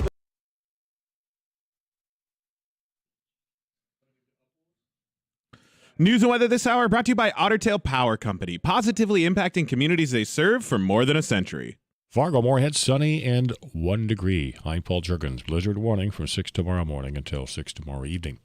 Burlington Northern Santa Fe Railroad, the Becker County Sheriff's Office are investigating a train derailment a couple of miles west of Frazee, Minnesota. Sheriff Todd Glander says it happened around 9 this morning. It's not clear whether there was an actual collision between 2 trains. As soon as emergency responders got here, they could obviously see that there were several cars derailed. There's no injuries. There was an eastbound train for sure that was moving. We don't know if the other train, the one on the other track, was moving or parked. Both trains were affected by that. Glander says precautions were taken until it was determined that there were no hazardous materials on either train. The railroad says the eastbound freight train that initially derailed was carrying consumer products. The funeral has been held for a man shot and killed by Minneapolis police earlier this month. Hundreds filled the church on the north side of Minneapolis for yet another funeral for a black man shot and killed by a police officer. It was the second time in less than a year that the Reverend Al Sharpton delivered the eulogy, this time for 22-year-old Amir Locke, shot dead by a SWAT team officer during a no-knock search warrant in Minneapolis. We know how to get here. We know how to visit here. It ain't too cold in the winter. We gonna be with Karen and Buddy, and we gonna get justice for Amir Locke. Minneapolis Mayor Jacob Fry was not at the service. He was not invited and says he would not attend, saying he was following the wishes of Amir Locke's family. Reporter Laura Oakes, Fargo-Moorhead, 1 degree. This is KFGO News.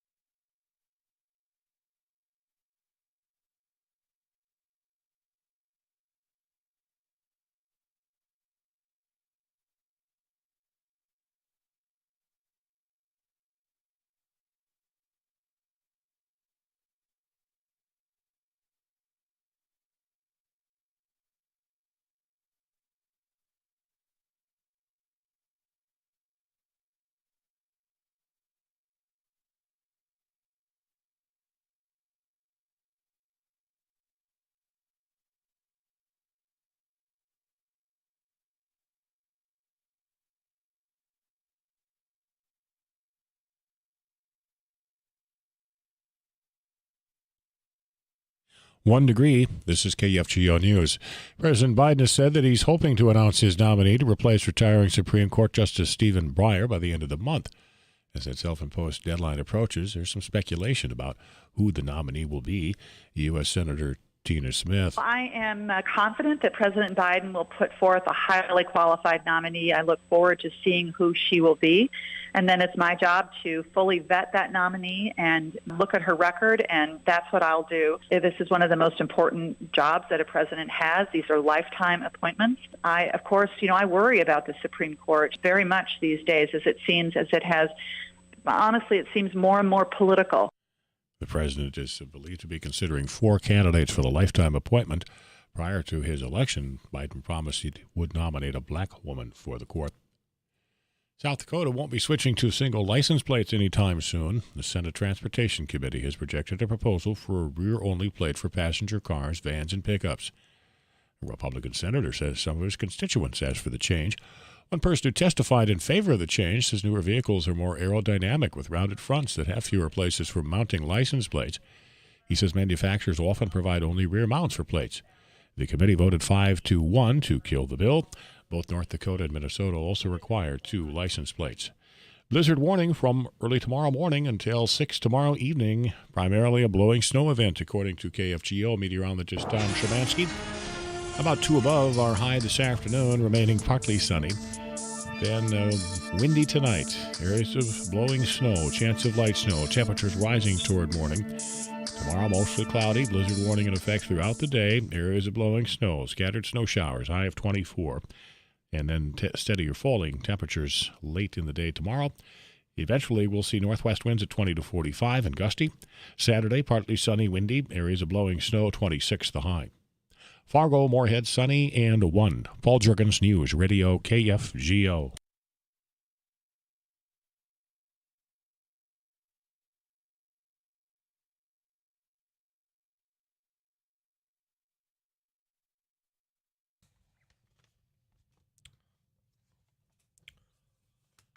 Congratulations, Dawn. They're going to Poles and Holes on Detroit Lakes this Saturday. Again, gates open 9 a.m. Derby begins at 12 p.m. on a beautiful Detroit Lakes. That's the last pair of passes I have. So thanks for everybody. They were a hot commodity, man. Really? The rest of the office is back in the studio, by the way. Yep. Yeah. There's a lot of people that want to go. You can still go. It's just not on us. You can go, actually, I think, even there, and they might cost, I think, like $60 for your pass. You just put them on, your little zipper on your coat. Yeah. I don't want that because it's going to be cold, but it'll be a lot of fun. Kind of like a skiing pass. Exactly like that. Yeah. If you want a pair of passes from me and that zip tie's not in there, I do apologize. You'll be able to find some somewhere, Zip right? tie not included. Yeah. I tried, and I think I've got them all, but if you're one of the many that won tickets, I'll apologize up front. What have you been working on, man? Well, last hour we were talking about the beef checkoff and meetings that are coming up in Medora and Towner, and folks can check that out at kfgo.com. But speaking of checkoffs, the North Dakota Soybean Council currently seeking qualified soybean farmers interested in filling 3 of North Dakota's director positions with the United Soybean Board, national positions. Farmer directors of the USB oversee the investments of the soybean checkoff to maximize profit opportunities for all U.S. soybean farmers.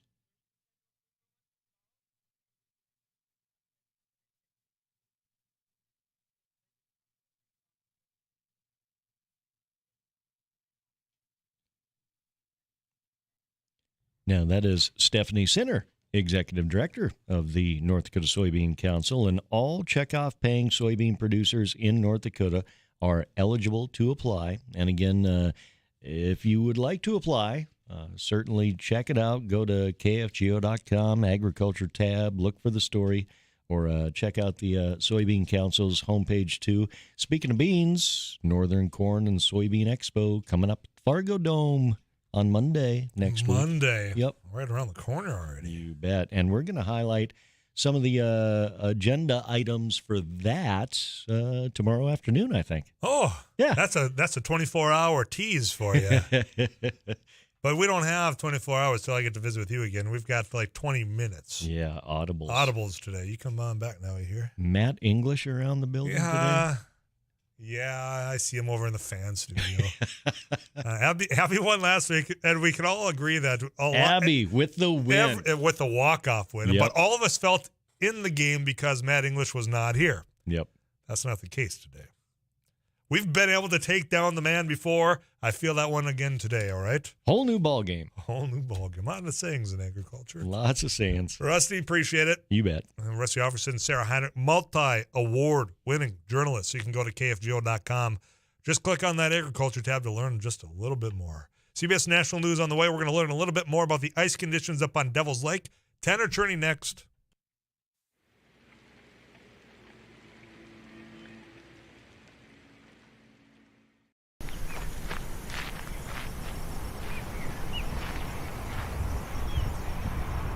Robertson here with another News Radio. Hey, this is Abby Miller with the Derek Mighty Hansen, Couch 790. Potato Radio. Did you see that? It Takes Two. Doug here with the morning crew this morning. News Radio. Katie Eiler with It Takes Two. This is Jack Michaels, Voices Forces. Too tall. Joel Heitkamp here on the Mighty Sarah Heinrich. Tyler Axis, your host. The Mighty 790 and 104.7 FM KFGO. The names you know, the voices you trust.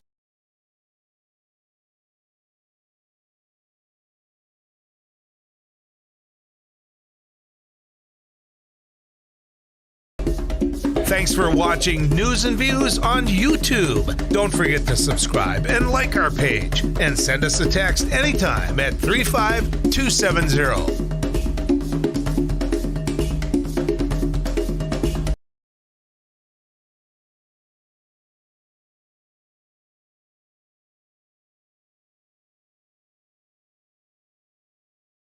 So today on MSUM campus we're doing an ice jam, which is we're combining a bunch of percussion instruments with ice instruments, which are also going to be used in a percussive form. We're going to hit them with mallets, hammers, all those types of things.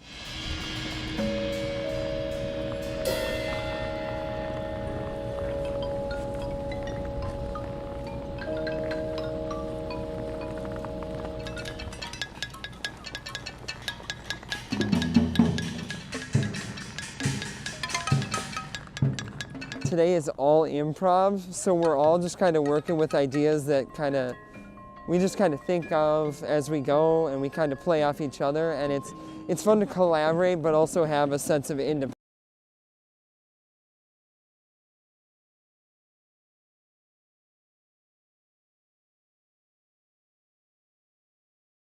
Well, we're doing a food giveaway event to the community.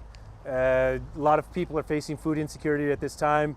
As we can tell, we had to start about an hour early because we just had so many people lined up. So as people come up and they need whatever they need, Volunteers are taking care of it. It's all contactless, so nobody has to get out. Right. And just making sure whatever the greatest need. We're just getting the greatest good. When we're going until the food is out, as people are coming in, if they need 2 boxes and 2 gallons of milk, that's what we're giving.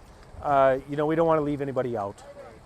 I was in the hospital, and I saw a flyer on the wall.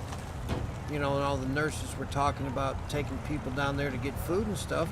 I got out last night. Got out of the hospital last night, and I said, man, I'm going to do this. When I came from Williston here, I lived on these streets for 3 years, caring. And that's what this is. That's the way I see it. Very helpful. I think it's going to be very helpful because I know people that are doing without. I think it's truly remarkable how much need there is out there. Like I said, we were going to start at noon, but we had so many people lined up. We started at 11, and volunteers have been working their tail off since then. I'm thankful for that. I think this shows that there is some huge needs in the community, and we got some things we got to address.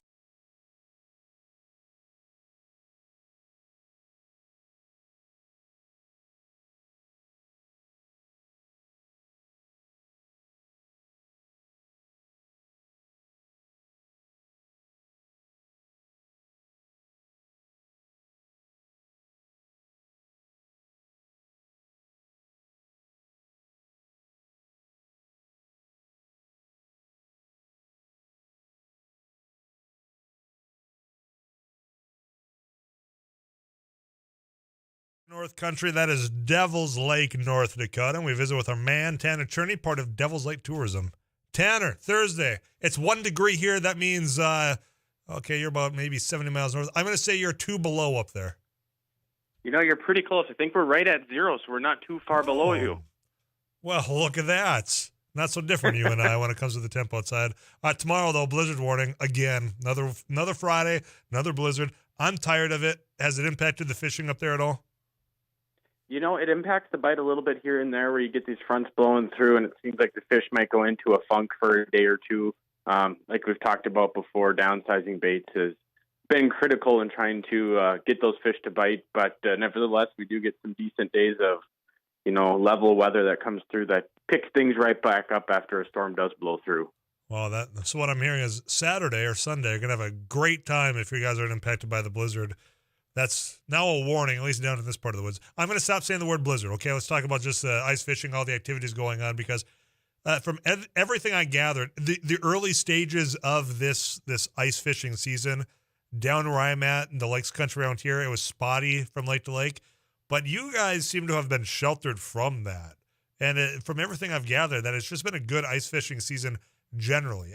I mean, do you see it from the same way? Because obviously you've been there from year to year to year. Could you rank this year compared to others of recent memory?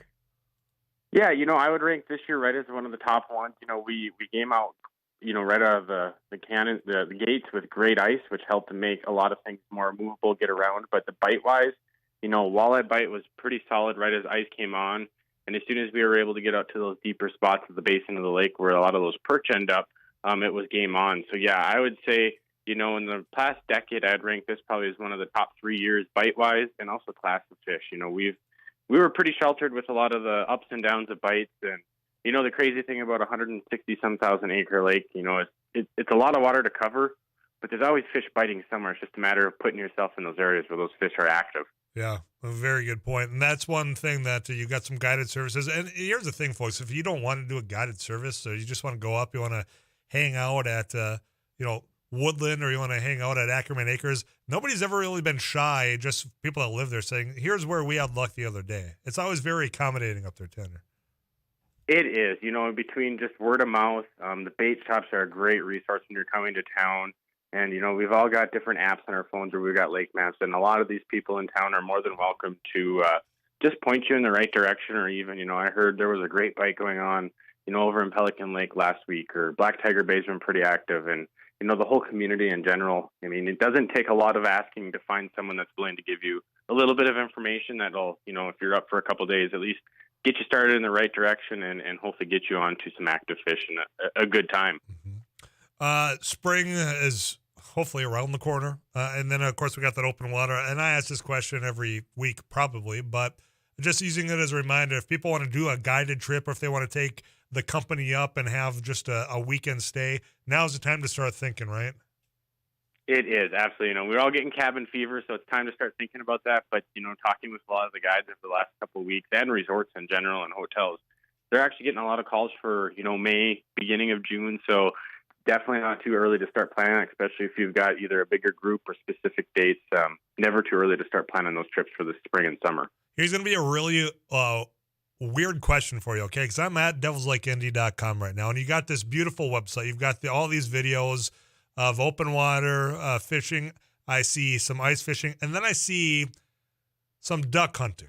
And I believe I just saw you doing a call. Is that you in this devilslakeindy.com video doing a duck call? It is. You know, that was a couple of years ago. We were out doing a little duck hunting north of town, and I somehow made it to the screen. And, yeah, that was a fun day.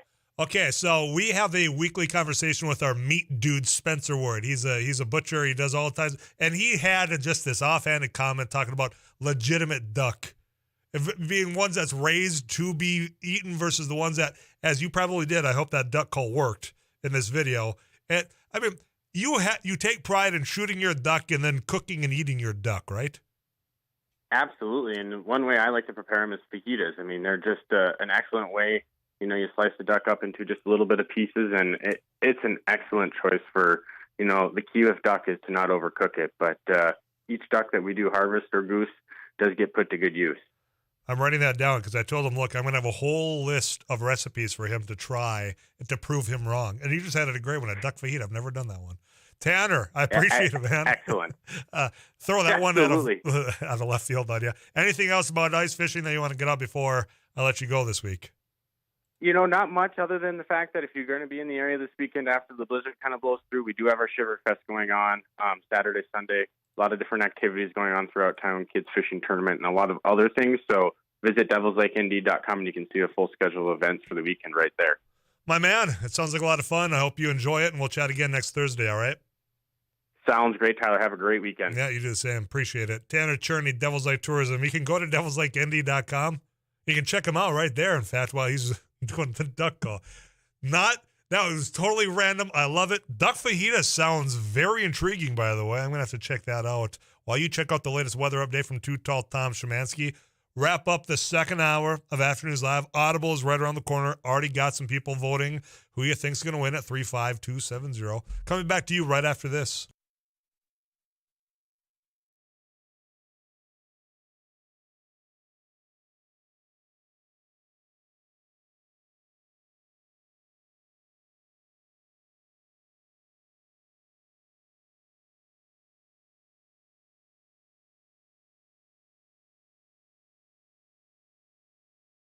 Well, we're doing a food giveaway event to the community.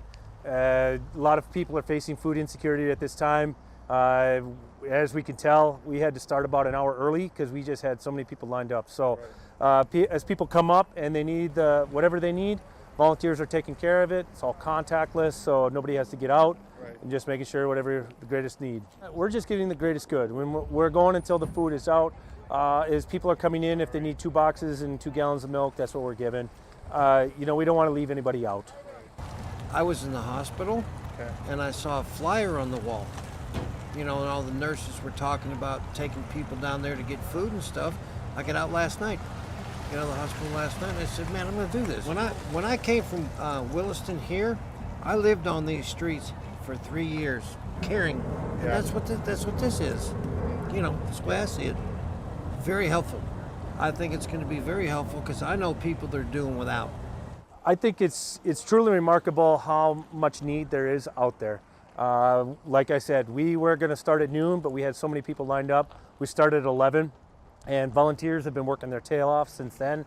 I'm thankful for that. I think this shows that there is some huge needs in the community, and we got some things we got to address.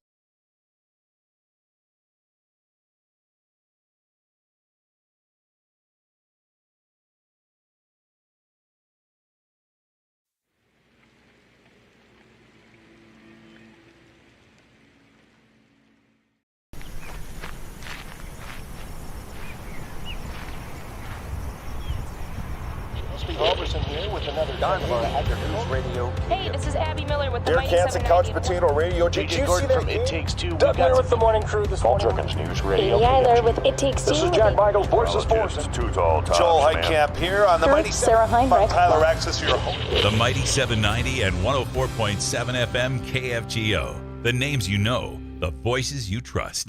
So today on MSUM campus, we're doing an ice jam, which is we're combining a bunch of percussion instruments with ice instruments, which are also going to be used in a percussive form. We're going to hit them with mallets, hammers, all those types of things.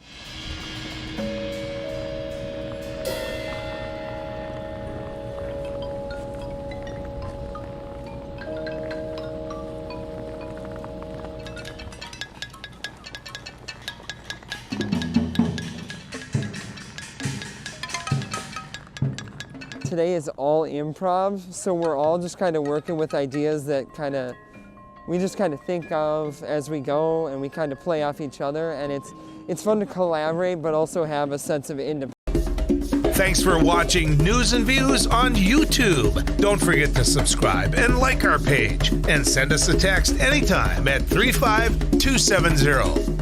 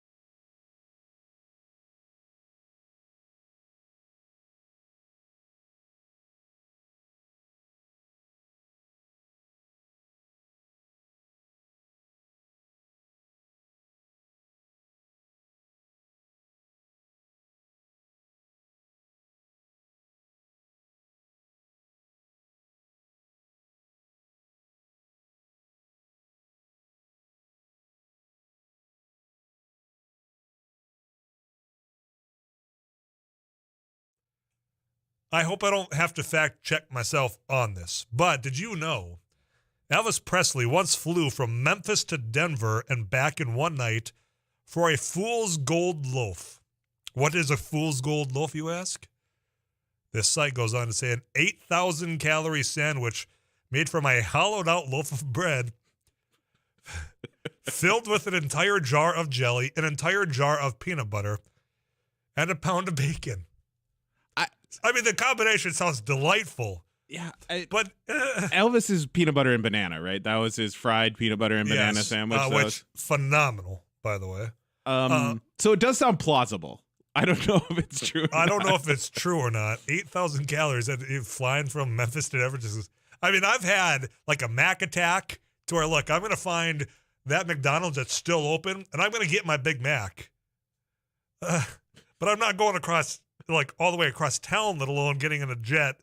I don't care if I own it, to go get an 8,000 calorie sandwich that's hollowed out bread, jelly, peanut butter, both entire jars, and a pound of bacon.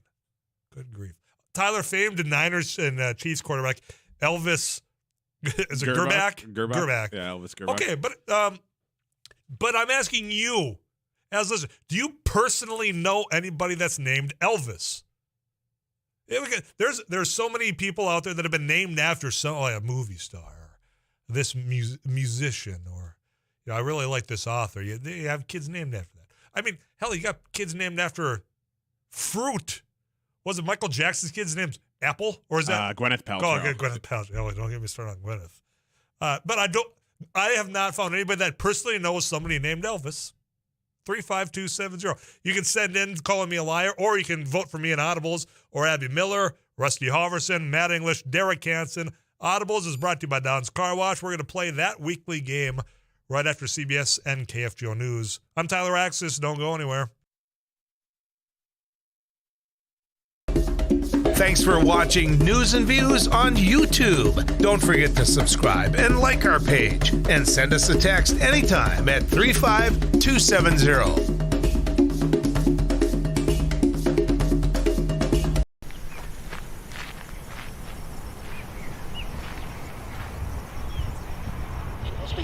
Here with another News Radio. Hey, this is Abby Miller with the Derek Hansen, Couch Potato Radio. Did you see that? It Takes Two. Doug here with the morning crew this morning. News Radio. Eiler with It Takes Two. This is Jack Michaels, Voices Force. Too tall, Joel Heitkamp here on the Mighty Sarah Heinrich. Tyler Axis, your host. The Mighty 790 and 104.7 FM KFGO. The names you know, the voices you trust. So today on MSUM campus, we're doing an ice jam, which is we're combining a bunch of percussion instruments with ice instruments, which are also going to be used in a percussive form. We're going to hit them with mallets, hammers, all those types of things.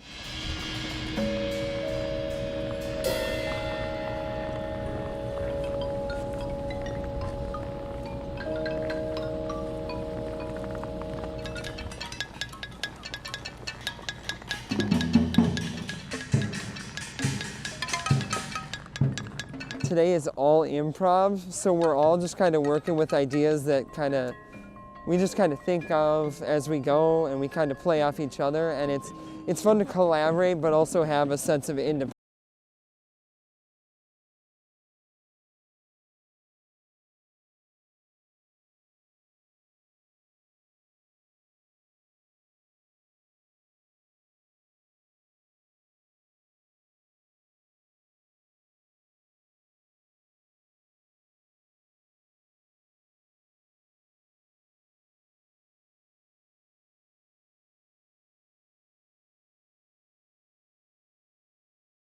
Well, we're doing a food giveaway event to the community. A lot of people are facing food insecurity at this time. As we can tell, we had to start about an hour early because we just had so many people lined up. So as people come up and they need whatever they need, volunteers are taking care of it. It's all contactless, so nobody has to get out, and just making sure whatever the greatest need. We're just getting the greatest good. We're going until the food is out. As people are coming in, if they need 2 boxes and 2 gallons of milk, that's what we're giving. We don't want to leave anybody out. I was in the hospital, and I saw a flyer on the wall. And all the nurses were talking about taking people down there to get food and stuff. I got out last night, the hospital last night, and I said, man, I'm going to do this. When I came from Williston here, I lived on these streets for 3 years, caring. And that's what this is. that's the way I see it. Very helpful. I think it's going to be very helpful because I know people that are doing without. I think it's truly remarkable how much need there is out there. Like I said, we were going to start at noon, but we had so many people lined up. We started at 11, and volunteers have been working their tail off since then. I'm thankful for that. I think this shows that there is some huge needs in the community, and we got some things we got to address.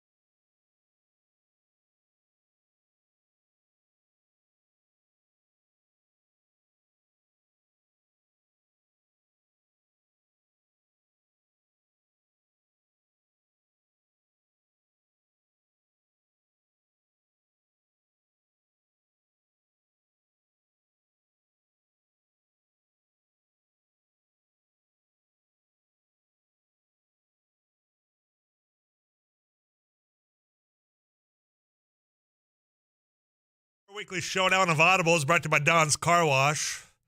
And if we learned anything from the Super Bowl, aside from how divisive some of you were about the halftime show, so leave me scratched by, is the fact that Showdown by Electric Light Orchestra gets you thinking and gets you in the mood for Audibles. It's like the Pavlov's dog situation. You heard it, you wanted it, what's coming up next? You text in who you want or who you think's going to win. Not who you want and who you think's going to win doesn't always line up. I assure you that. 35270. We got Abby Miller. She won last week. Rusty Halverson back in studio. Derek Hansen, the return. Matt English as well. He was absent, and it led to a lot of celebration from other contestants, thinking we had a shot. He is back. I'm Tyler Axel, host of Afternoons Live. We got Audibles, Proof Artists and Distillers. That's going to be at the bottom of the hour. We'll tell you about the gins, vodkas, whiskeys, all the national award-winning products. But all that comes right after this KFGO News.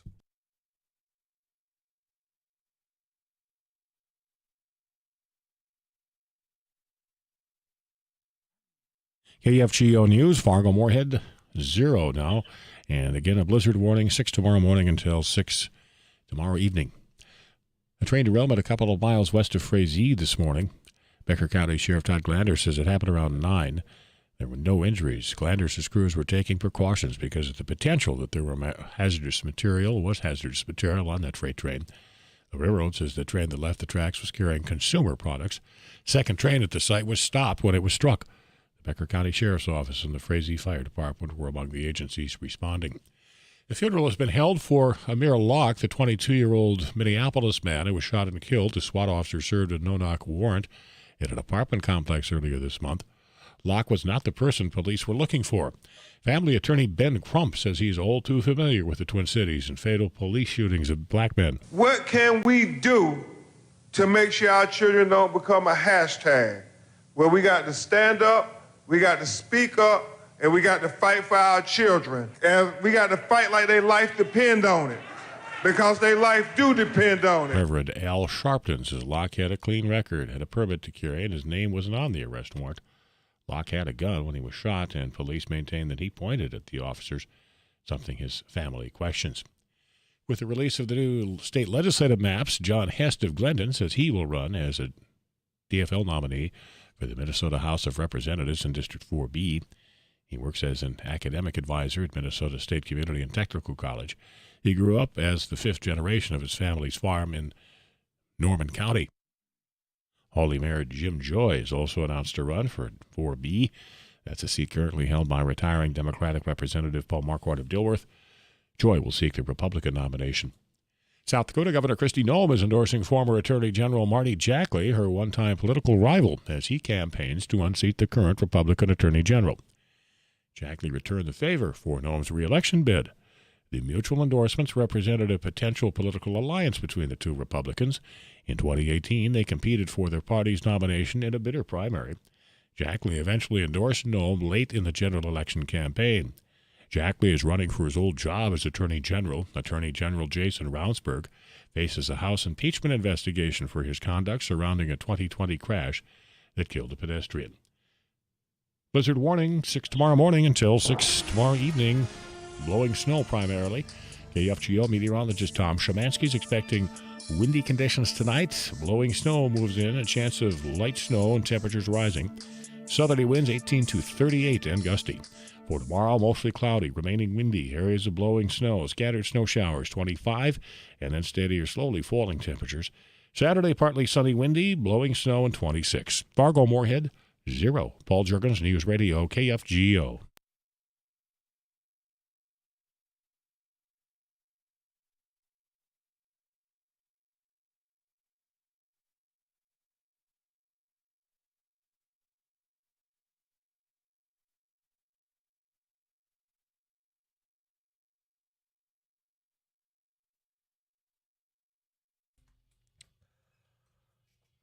Don's Car Wash brings to you Audibles. Every week we play it at this time, 410 KFGO time. I'm Tyler Axe as your host.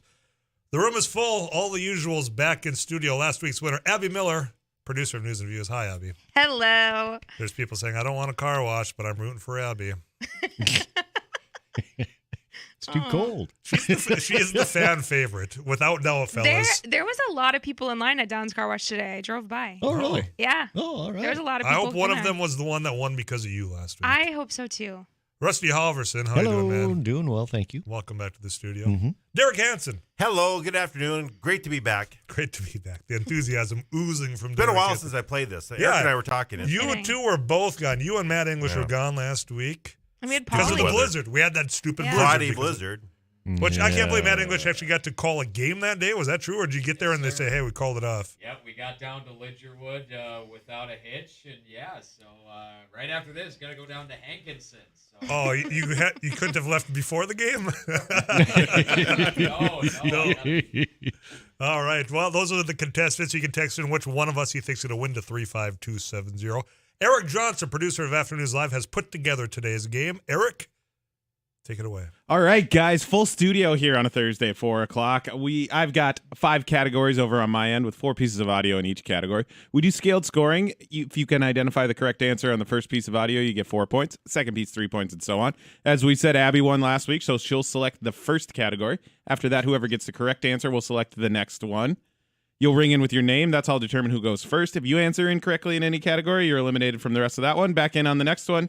Abby, the standard 5: song, character, movie, actor, and TV. Let's start with song. Song, audio clip number 1.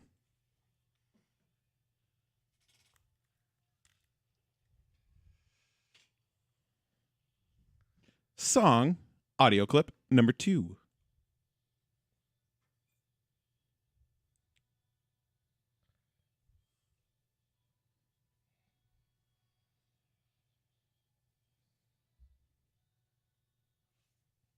Song, Matt. Umbrella by Rihanna. Oh! Wow. Ha. Nice. That was good. Now do your best umbrella.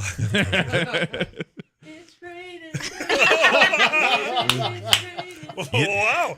That is not a even golden like the voice. Ella. You don't have to do it when he asks you. I'm just saying. But a round Matt of applause wanted- yes. for Julian. Yeah. Yeah. That Were was you beautiful. in choir, young man? I was indeed. Oh, wow. Well, after a week off, Matt comes in game shape, up 3-0, 4 categories. I'm going to recover from that. Character, movie, actor, or TV? Movie. Movie, audio clip number 1.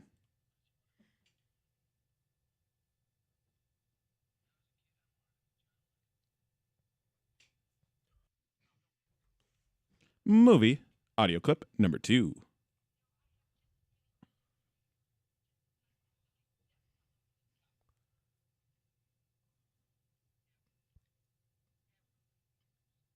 Derek? Derek. Is that Pretty in Pink? Oh. Derek eliminated from the rest of the movie category. We'll move on to movie, audio clip number 3. Matt. The Breakfast Club. Wrong John Hughes movie. Wrong John Hughes movie. Man, that's going to haunt me. Derek not back into game shape after a week off. Ouch. All right, Matt now with a 5 to rip lead and 3 categories remaining. Character, actor, or TV show, Matt? Character, audio clip number 1.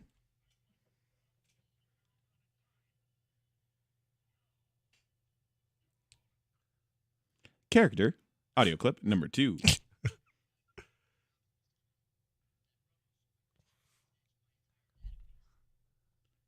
Derek.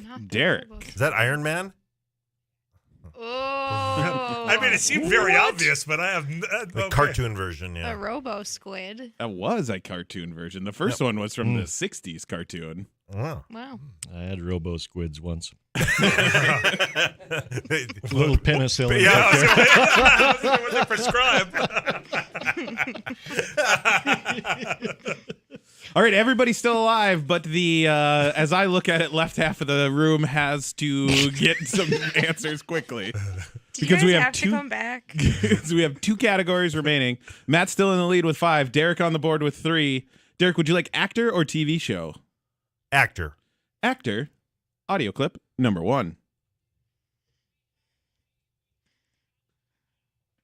Derek. That's Steve Carell? That was last week. I know it did sound like him though. It really did. Derek eliminated from the actor category. We move on to actor. Audio clip number 2. You're kidding me. Paul Rudd. Are you kidding me? My goodness. Matt.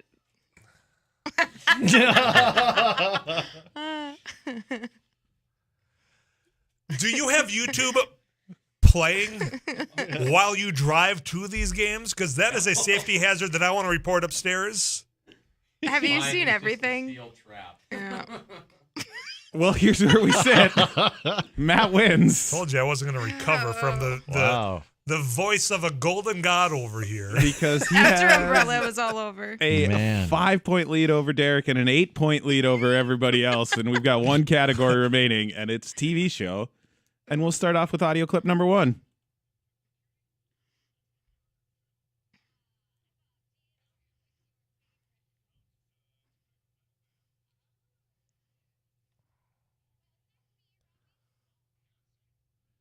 TV show, audio clip number 2.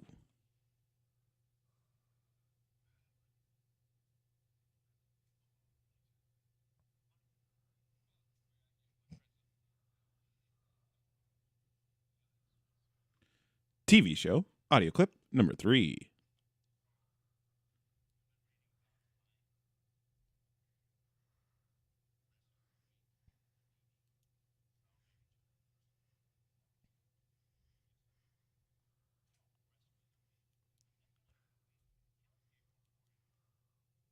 And finally, TV show, audio clip number 4. Tyler. Yes, I'm good. Law and Order. There you go. No shutouts. That's all I wanted today. That's what I'm going to tell myself. He's moral victories yes, over here. That's. So just give me something. I liked watching Matt's face during that. Like the gears were turning. Well, Bradley Cooper was the. That's what I thought. Bradley It was Cooper. indeed. It was Adam Driver. Kylo Ren was the first one. My word. A wide assortment of guest stars to pick from when you're doing Law and Order. My goodness. Basically, everybody in Hollywood has been on Law and Order at some point in time. Somebody goes, Morgan Whalen tickets? No. Don's Car Wash and not for you because you didn't choose Matt. Morgan Many of Wallen you is did. not playing. Yeah. Didn't he get himself in trouble for things? Yeah, Yeah, he although did. a while ago he used some did. choice language. Yeah, that's And one way all is to put forgiven, apparently? it. Apparently, he's For a coming to lot of Grand people, Forks. Yeah, Oh, people is are he? excited.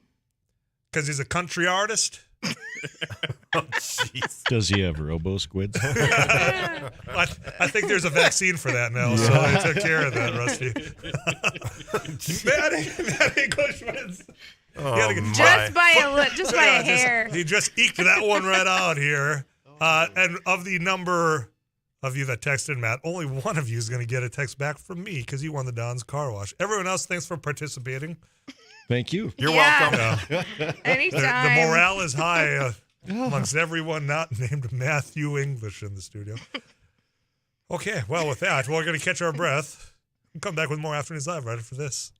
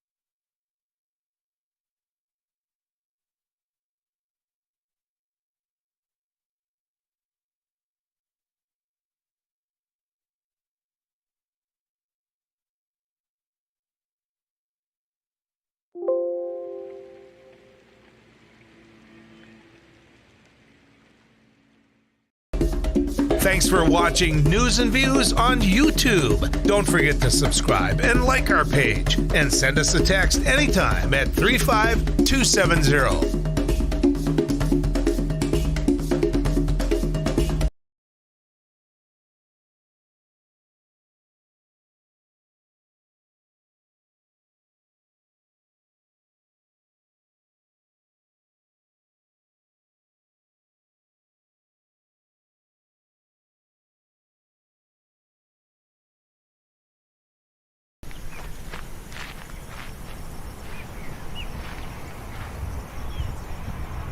Roberson here with another News Radio. Hey, this is Abby Miller with the Derek Mighty Hansen, 790. Couch Potato Radio. Did you see that? It Takes Two. Doug Miller with the morning crew this morning. News Radio. Katie Eiler with It Takes Two. This is Jack Michaels, Voices Forces. Joel Heitkamp here on the Mighty Sarah 7. Heinrich. Tyler Axis, your host. The Mighty 790 and 104.7 FM KFGO. The names you know, the voices you trust.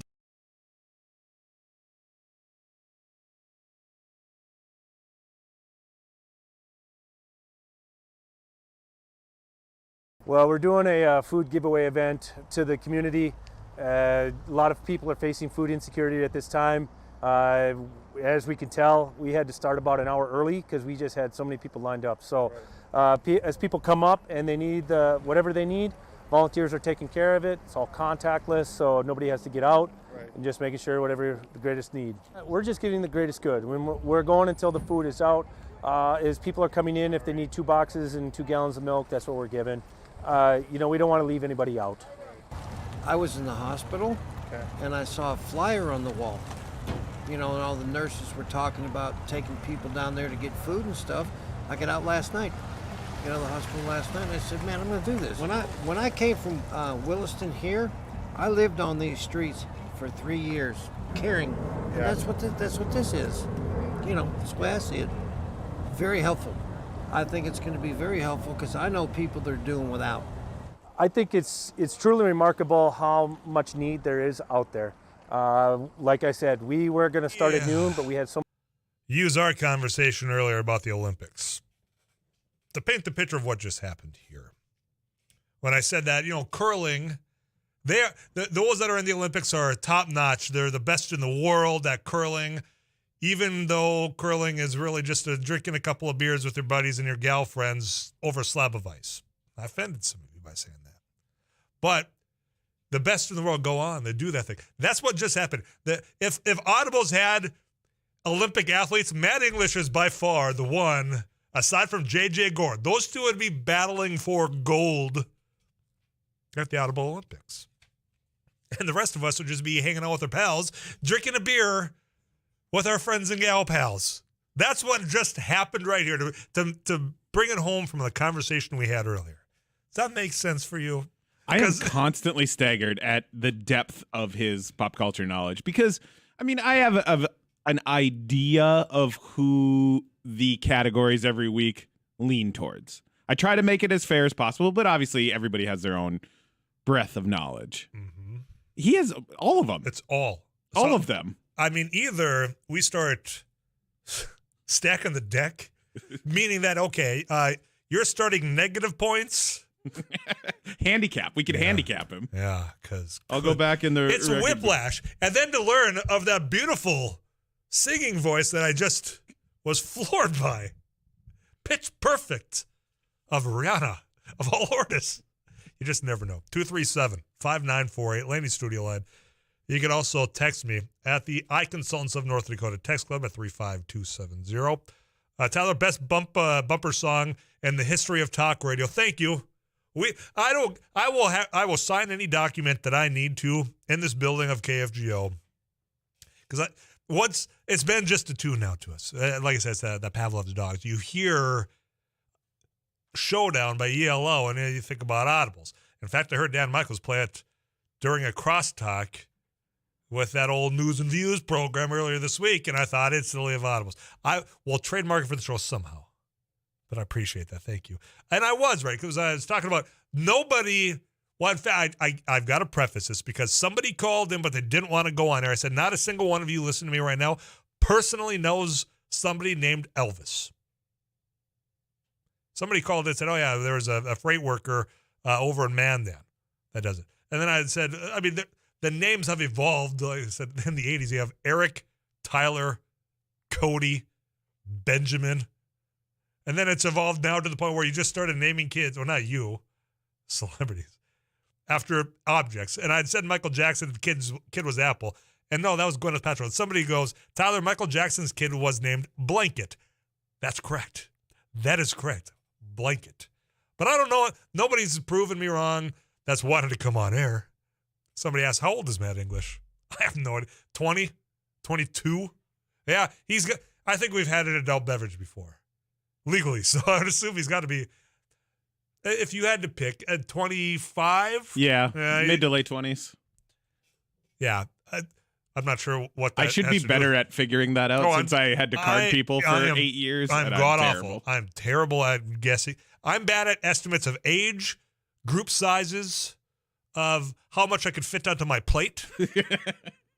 Of estimating how many times I'm going to be able to go back to the buffet line. I'm a terrible guesser of things that have to do with numbers. Okay, here's what I had no way to transition out of that. Here's what's coming up. That's how we transition. KFGO News right around the corner. We do have Joel Kath, Proof Artists and Distillers. They have got nationally award-winning vodkas, gins, whiskeys. They've got that new lineup, the Motorhead. If you haven't tried it, it's phenomenal. Let me just tell you, and I've broken record because every time that Joel comes in, I say this. There has not been a product that they have put together and put in front of me that I have found an error in. It has been so good, and it's all locally made with locally grown products. So he's going to tell you all the latest, where you can find them, because they have events. They're out and about. So all the Dakota stuff that goes on, they usually have a booth there. So they're going to give you a rundown of where you can find them throughout the upcoming month. And of course, I would encourage you to check them out downtown. Their showing room, if you want to book an event, it's a beautiful facility. They treat you like royalty there. But don't take it from me. Take it from him right after KFGO News. We'll check in with CBS National News headlines as well. Of course, they're talking about Donald Trump's family having to appear before a judge. And Russia on our minds in this case. Are they going to invade or not?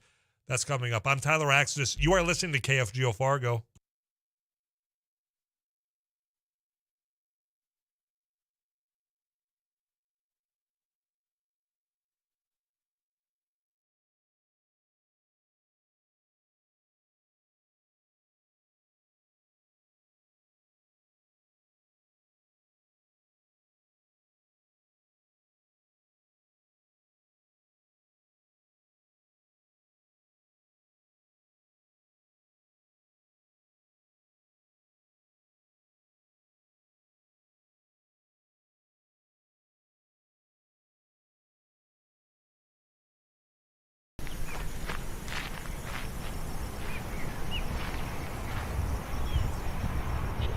Here with another News Radio. Hey, this is Abby Miller with the Derek Mighty Hansen, 790. Couch Potato Radio. JJ Gordon from It Takes Two. Doug Miller with the morning crew this morning. Jerkins News Radio. Amy Eiler with It Takes Two. This is Jack Michaels, Voice of Sports. Joel Heitkamp here on the Mighty Sarah Heinrich. Tyler Axis, your host. The Mighty 790 and 104.7 FM KFGO. The names you know, the voices you trust.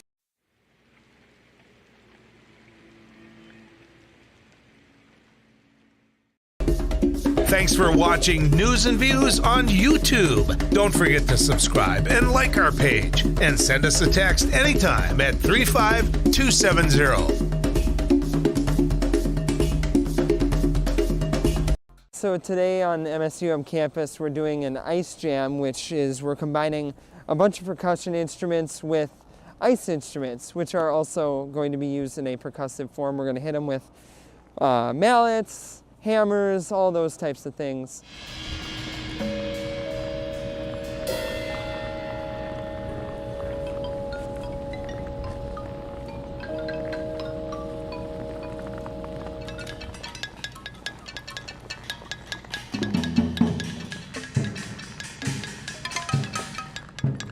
Today is all improv, so we're all just kind of working.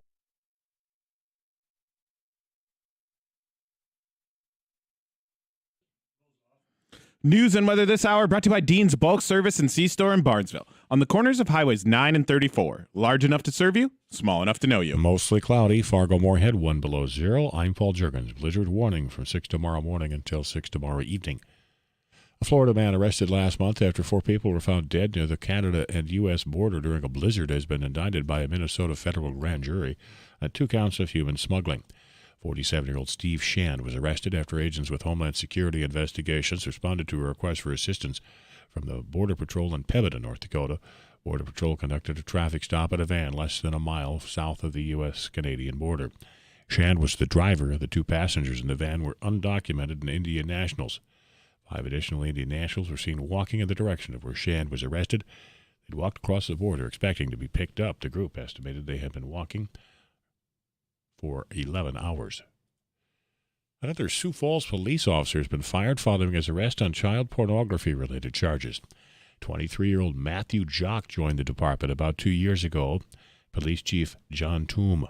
The actions of Mr. Jock and Mr. Shower before have given our organization a black eye, and we can't hide from that. We cannot take that lightly at all. We will not let their actions overshadow the great work we have done in the community. We will redouble our efforts to be the outstanding law enforcement agency that I know we are. Last week, Sioux Falls officer Luke Shower was fired after he was arrested and charged with attempted production of child pornography and sending obscene messages to minors. 1 below. This is KFGO News.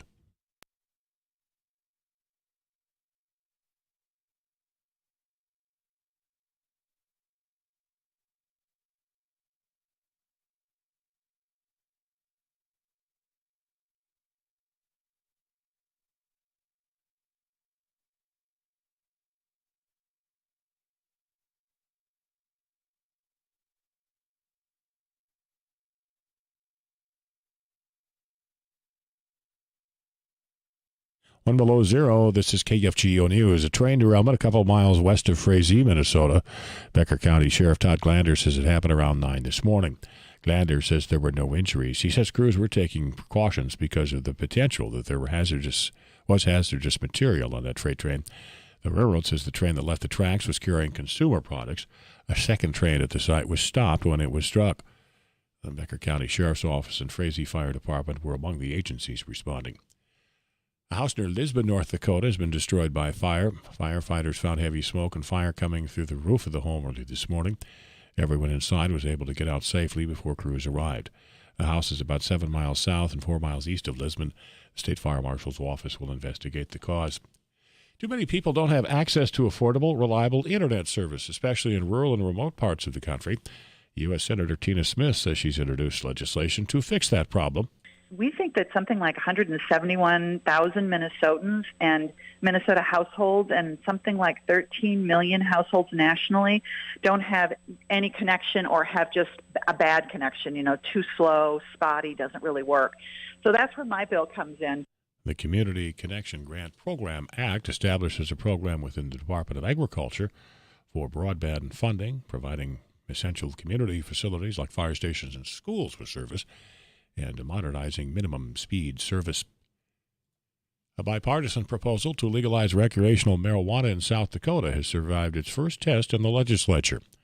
The Senate committee has recommended the proposal for a vote in the full chamber next week. Voters approved recreational marijuana through a ballot measure in 2020. However, Republican Governor Kristi Noem challenged its constitutionality, and the state Supreme Court agreed. Republican lawmakers are now facing pressure to legalize it. Even some who previously opposed legalization say it should get serious consideration. Blizzard warning, 6 tomorrow morning until 6 tomorrow evening for blowing snow. KFGO meteorologist Tom Szymanski is expecting windy conditions developing tonight, blowing snow, chance of light snow, temperatures rising. A strong south wind, 18 to 38 and gusty. Will stay windy throughout the day tomorrow, blowing snow, scattered snow showers, high of 25, temperatures then steady or slowly falling. Saturday, partly sunny, windy, 26, some blowing snow, also areas of blowing snow on Sunday. Mostly cloudy, still windy, and a chance of light snow, high of about 20. Fargo-Moorhead, mostly cloudy, it's 1 below. Paul Juergens, News Radio, KFGO.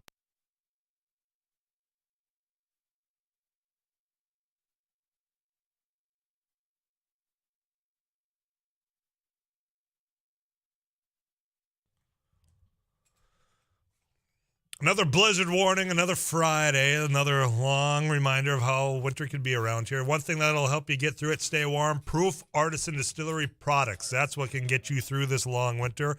Joel Kath is in studio. We're going to visit with him about the tasting room, some of the upcoming events, their products, nationally award-winning. All of that's coming up. But first, we'll get you caught up with some of the latest CBS and national news headlines. We'll get a weather update from Too Tall Tom in just a little bit as well. In the final 25 minutes of Afternoons Live this Thursday afternoon. Thanks for keeping it locked into KFGO.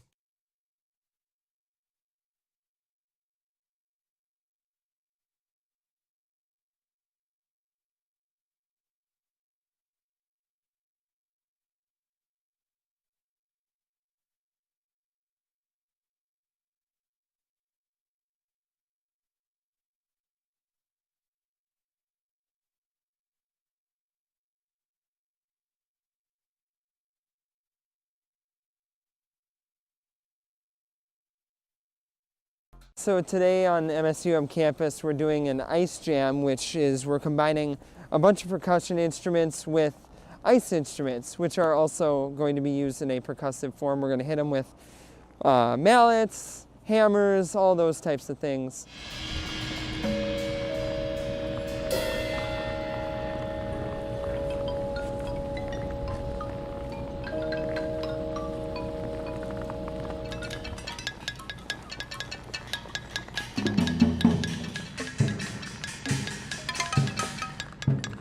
Today is all improv, so we're all just kind of working with ideas that we just kind of think of as we go, and we kind of play off each other, and it's fun to collaborate but also have a sense of independence.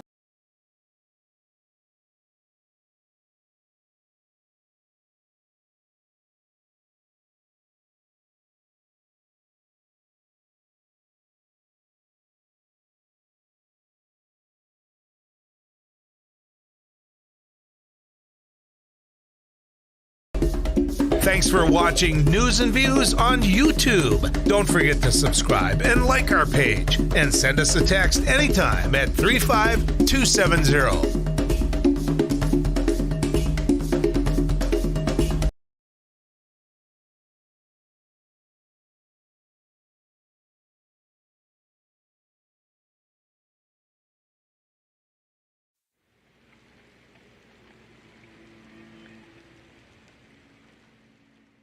Well, we're doing a food giveaway event to the community.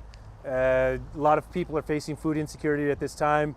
As we can tell, we had to start about an hour early because we just had so many people lined up. So as people come up and they need whatever they need, volunteers are taking care of it. It's all contactless, so nobody has to get out, and just making sure whatever the greatest need. We're just giving the greatest good. We're going until the food is out. As people are coming in, if they need 2 boxes and 2 gallons of milk, that's what we're giving. We don't want to leave anybody out. I was in the hospital, and I saw a flyer on the wall. And all the nurses were talking about taking people down there to get food and stuff. I got out last night. Got out of the hospital last night, and I said, man, I'm going to do this. When I came from Williston here, I lived on these streets for 3 years, caring. And that's what this is. That's the way I see it. Very helpful. I think it's going to be very helpful because I know people that are doing without. I think it's truly remarkable how much need there is out there. Like I said, we were going to start at noon, but we had so many people lined up. We started at 11, and volunteers have been working their tail off since then. I'm thankful for that. I think this shows that there is some huge needs in the community, and we got some things we got to address.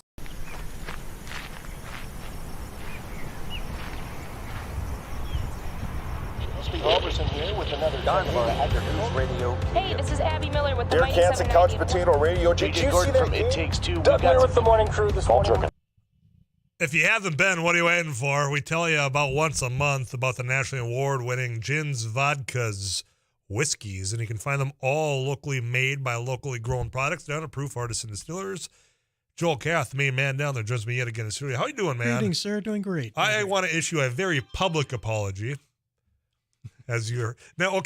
Apology off if we got cell phones on. No, I was going to be down at the whiskey tasting event, but just like tomorrow, we got a blizzard warning. The weather didn't allow me to get it there.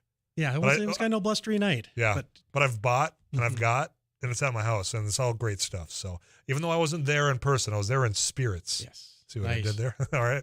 So what's going on? The tasting room, I did understand that event was well received. We did send people down there. They had a great time. Yeah, it was a great night, and we're going to be doing those 1 or 2 times a month. And the next one hasn't been posted yet. Coming up towards the second or third week in April, we're going to have a gin workshop on a Saturday. That's a fun time. Very fun time. Yeah, you were at one. I've been, Yes, yeah. yes. What I learned in the process and all the varieties that you can do with gin blew my mind. And the depth of knowledge that you and the whole crew at Proof had. I mean, any question you guys had the answer to. It's a lot of... And so, folks, let me walk you through what you go through. So you go and you do a tasting, and you basically get the cups of gin that have a variety of things in it, and then Joel will tell you that was this, and if you like it, mark it down. If you don't, make sure you mark that down. Then you get to take what you like, make your own gin, and bring it home in 2 bottles full. So Yeah, so we look at what your flavors that you like and kind of tweak the recipe so that it kind of is tuned to what your likings are. yeah, and so I mean, for those, I wasn't a gin drinker because I was piney. Well, then you learn what sets the piney versus the citrusy. I mean, it's all explained right there. Yes, yeah. Yeah, so when that does come up Yeah, sometime in April. and our Minions gin does so well because it's not overly piney. Yeah. And that's what everybody associates with gin is that bad experience they had back in college Yeah. of a very over piney London Dry back from the day that was very popular. Yeah, and then it was probably, the middle shelf next to the Boone's Farm Might quality. not have been the top quality. I'm correct, assuming yes. not. This is, though, the Minions is fantastic. So that the gin workshop is going to be sometime in April. We'll let you know when that does take place. Or, in fact, you can just keep an eye on Proof Artisans' Facebook and, of course, their website as well. But you guys are all over the place. Yeah, and then we've got a couple events coming up at West Acres. So the Red River Market is on March 5th. The Red River Market is out in West Acres. So we're going to be out there along with the Red River Market. Yeah, This is the first I've heard of it. It's scheduled. Makes it's on the market. sense. Yeah, so and it's kind of on a trial basis. I believe they're trying to figuring out how to do that. And Well, I mean, when you think about how much space there is, just hallway-wise, or I mean, I don't know if they were thinking about utilizing, one of the stores. We'll it's a find great out. idea. Yeah, the only way you're it's a going to great find idea. out, March 5th, you get on over to the West Acres for the Red River Market. And the following weekend, again, West Acres, the Unglued Craft Fest is out there. So See, if they can make the Unglued Craft Fest work, they can make the Red River Market work. Yes. Oh, yeah. Yeah, it'll be a lot of fun. It'll be good. And what else is there to do in March? Not a whole lot besides Exactly. listen to Afternoons Live 2 to 5 weekdays. That's the only other thing that I could think of to do in March, Joel. St. Patty's Day parade's, though, also in March. That's another thing you can be doing. The 19th. Yeah. So the tasting room will be open that day. We'll have food from Detroit City Deli. Detroit City Deli. Julie is in there, and actually she's doing sandwiches out of the Proof tasting room Tuesday, Wednesday, Thursday. So it's kind of just a pop-up little food truck going on there. Fantastic. Yeah, why not? As far as the tasting room, I know it's been for events. It's been available. Is it open regular, or is it just, hey, you can come in and you get your off sale there? I know that you've allowed some of that as well. And we still, Jay is there, Jarek is there, Yeah. Brianne is there every day doing distilling. So what we do is come in for a tasting, buy a bottle, talk, chat, line up events because we're having a lot of like grooms dinners, et cetera, is coming up throughout the summer. Yeah, well, I know. And then if you're going to be planning for summer events, now's the time to start doing it. And if you're going to want to have some of that great locally made product. Winter will be over Yeah. at some point, and we will be on to summer. And a lot of us are hoping that it's sooner rather than later. Yeah. You got time for a phone call? Sure. All right. Because I see an interesting topic. Jim has called in about gin. Jim wants to talk about gin. Is it Thursday afternoon getting late? Yes, I think so. Jim, thanks for calling. How are you doing? Hi, I'm doing good, thanks. All right. What gin story do you got for us? Keep it clean, Jim. Well, I'll do my best. I heard a national news story about gin. I believe it was the story originated from the country, a continent of Africa. I don't know what country in Africa. And the report was saying that gin can be made pretty much of anything. And this one distiller was making gin out of elephant droppings. And apparently, according to the story, it was very, very popular. I was wondering if your guest had heard of that. I think I did hear of that. Interesting that you use the word popular. I'm not sure if that equates to good or not. I'm not sure that.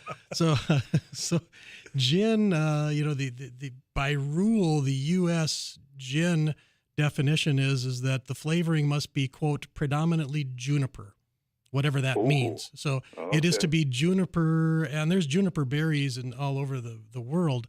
The base alcohol is normally what is known as a neutral spirit, i.e. vodka. A neutral spirit and you can make a neutral spirit out of almost any fermentable item. I don't know that elephant dung would ferment all that well. But maybe they're eating a good healthy portion of the juniper berries over there. I don't know. But yes, one never knows. I did catch that article. I didn't read too deeply into it, but yes, I did see that.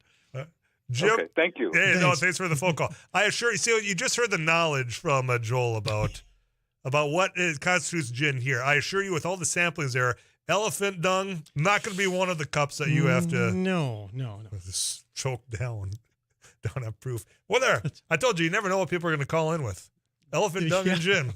We'll field them all. All right. So, again, the tasting room, like you say, there's people there all the time. So you can come in, chat about things, have a tasting, and then book an event.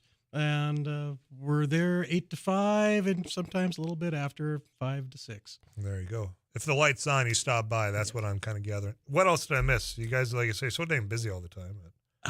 Well, we are doing going on the road a little bit down to Rapid City Whiskey Festival. We are South Dakota. We have a distributor in South Dakota now, so we're launching there statewide. Oh, very good. And I believe March 4th is the Whiskey Festival in Rapid City that we're going to be highlighted at. That's going to be fun. I hope you had your calendars out. There's a lot of opportunities to go check out Joel, all the other Jarek, Jay. They're all over the place doing this. And it's a chance to get to taste the product and then purchase said product, and you're not going to go wrong doing that. Joel, it's always fun, man. Very fun. Yeah, we'll do it again next month, all right? Joel Kath, he's the head honcho down there at Proof Artisan Distillers. You can go downtown. 4th Street is where you're going to find him, 4th Avenue, pardon me. Actually, kind of on the corner of the two. I'm going to get you a weather update from Too Tall Tom Szymanski. We'll see what's coming up on the Drive Time News with Derek Hansen. We got Game On Hockey, Travis Dunn to follow. UND basketball is going to be on these airwaves a little bit later on tonight as well. This Thursday afternoon is rolling on. I'm Tyler Axis. Don't go anywhere.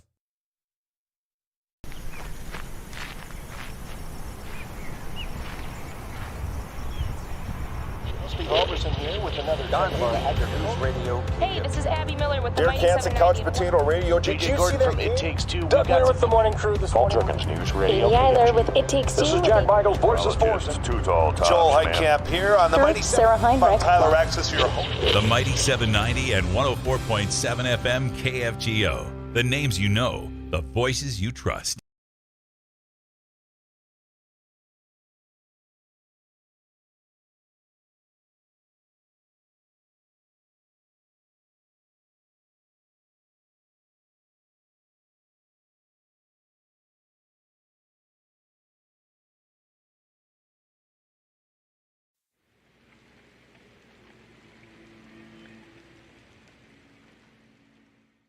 So today on MSUM campus we're doing an ice jam, which is we're combining a bunch of percussion instruments with ice instruments, which are also going to be used in a percussive form. We're going to hit them with mallets, hammers, all those types of things.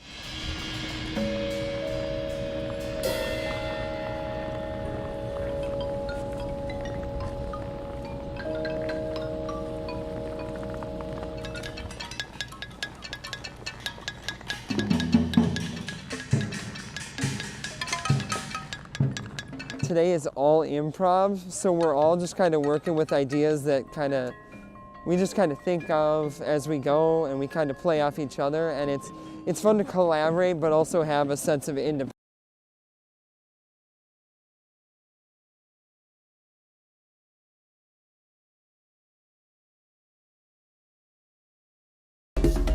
Thanks for watching News and Views on YouTube. Don't forget to subscribe and like our page, and send us a text anytime at 35270. Well, we're doing a